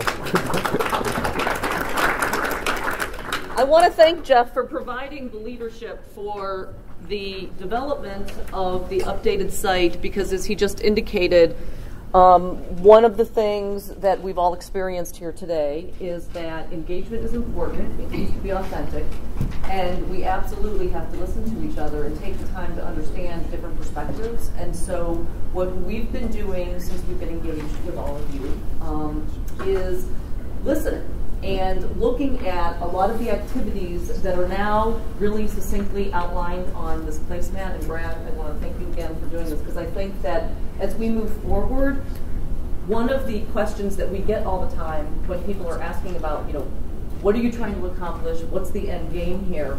We're not trying to have engagement with people to just discuss things. We're actually trying to deliver a process of intentional engagement that allows us to come up with a more common vision for the region, that helps us understand how the dashboard might get created, or allows people who might not ever otherwise get in a room together in their county, township, or village and listen to each other, and to really take the time to understand that as we move forward as a region, there isn't going to be more money coming from Washington.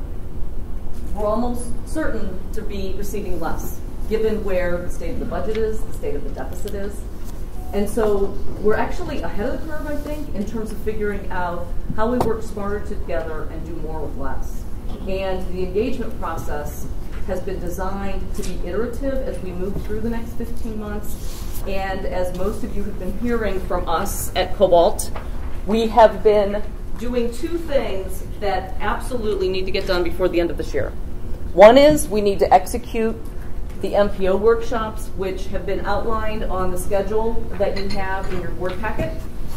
I think almost all of the MPOs have delivered their email list to us, so we will now start sending out save the dates and beginning to get organized for the Technical Steering Committee on October 30th, where we will take this draft agenda, which is also in your packets, and finalize that agenda so that we are actually having the same conversations across the region over the next 2 months. Once those meetings are held, and I think Ashtabula County is the only exception to this protocol that we're using, once we've taken time to talk to all of the major elected officials who are part of the MPOs, we're going to hold a county meeting in each county.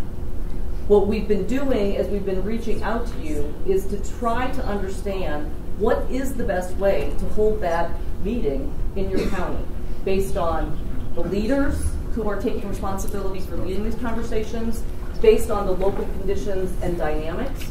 So while we will have a similar agenda, it will be localized to what's important to the people that you serve and that you lead. So we're not trying to have the same thing and the same conversations across the board. What we're trying to do is localize it and to make sure that by the end of 2013, everybody at least understands what is going to be happening in 2013 with the process, and that we have begun to structure ourselves around engagement. And I want to thank all the members of the general public who are here today, and please see me before you leave, because you will be some of the first folks in your community that we will begin to engage with. And as Jeff and Jason and Hunter have said, to be very transparent about it, to make sure that we are providing opportunities for people to both listen and learn. And thirdly, that we are teeing up a robust engagement process for scenario planning in 2013 and for a really authentic way to give feedback about the tools and the other products that will be delivered on behalf of the staff and the work streams. So that is where the engagement update is. We have created a lot of tools with the website that allow us to explain to people how to get involved, to actually contact us to get involved, to be engaged in terms of identifying other assets and people in their community who should be involved, and to also make sure that as we are using this tool for engagement, we are building its contents together over time. And that's why we're trying to focus on taking sort of a 12-county approach, but then very quickly drilling down to what is happening at the local level. I think we have 393 jurisdictions in the region, and so we want to make sure that we are really engaging as many people in all of those villages, towns, cities across the region.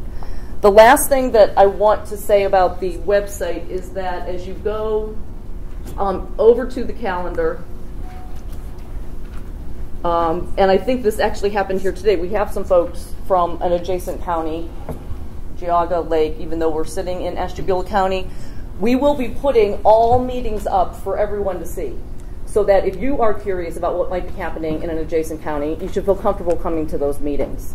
Again, it's going to be an open and inclusive process, and I just want to again thank the public that was here today for us to really show that engagement is really important to the process, and that there is a way for us to create two-way communication and engagement across the course of the process. So every month we'll be coming back to you with different asks, and let me just summarize my two asks today. One is, if you haven't already confirmed a county meeting date with us, please call me ASAP, because we've got a lot of dates being held and floated around out there, and we want to try and publicize those as soon as possible. And if you are attending one of the MPO workshops, and you have any feedback about this draft agenda, please just give that feedback to your MPO director, and they'll bring that to the meeting on October 30th when we will be finalizing this agenda.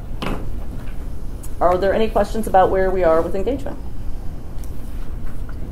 And I just want to thank Greg Brown and Brad Chase and Mike Lyons, who are here from our Communications and Engagement work stream. That work stream has been working very hard to drive a process like this, and has provided great leadership in bringing that back to the board. So they are to be commended as well. Thanks, Patty. Thanks. All right, that brings us to my favorite item, which is other business. And is there any other business before the consortium today?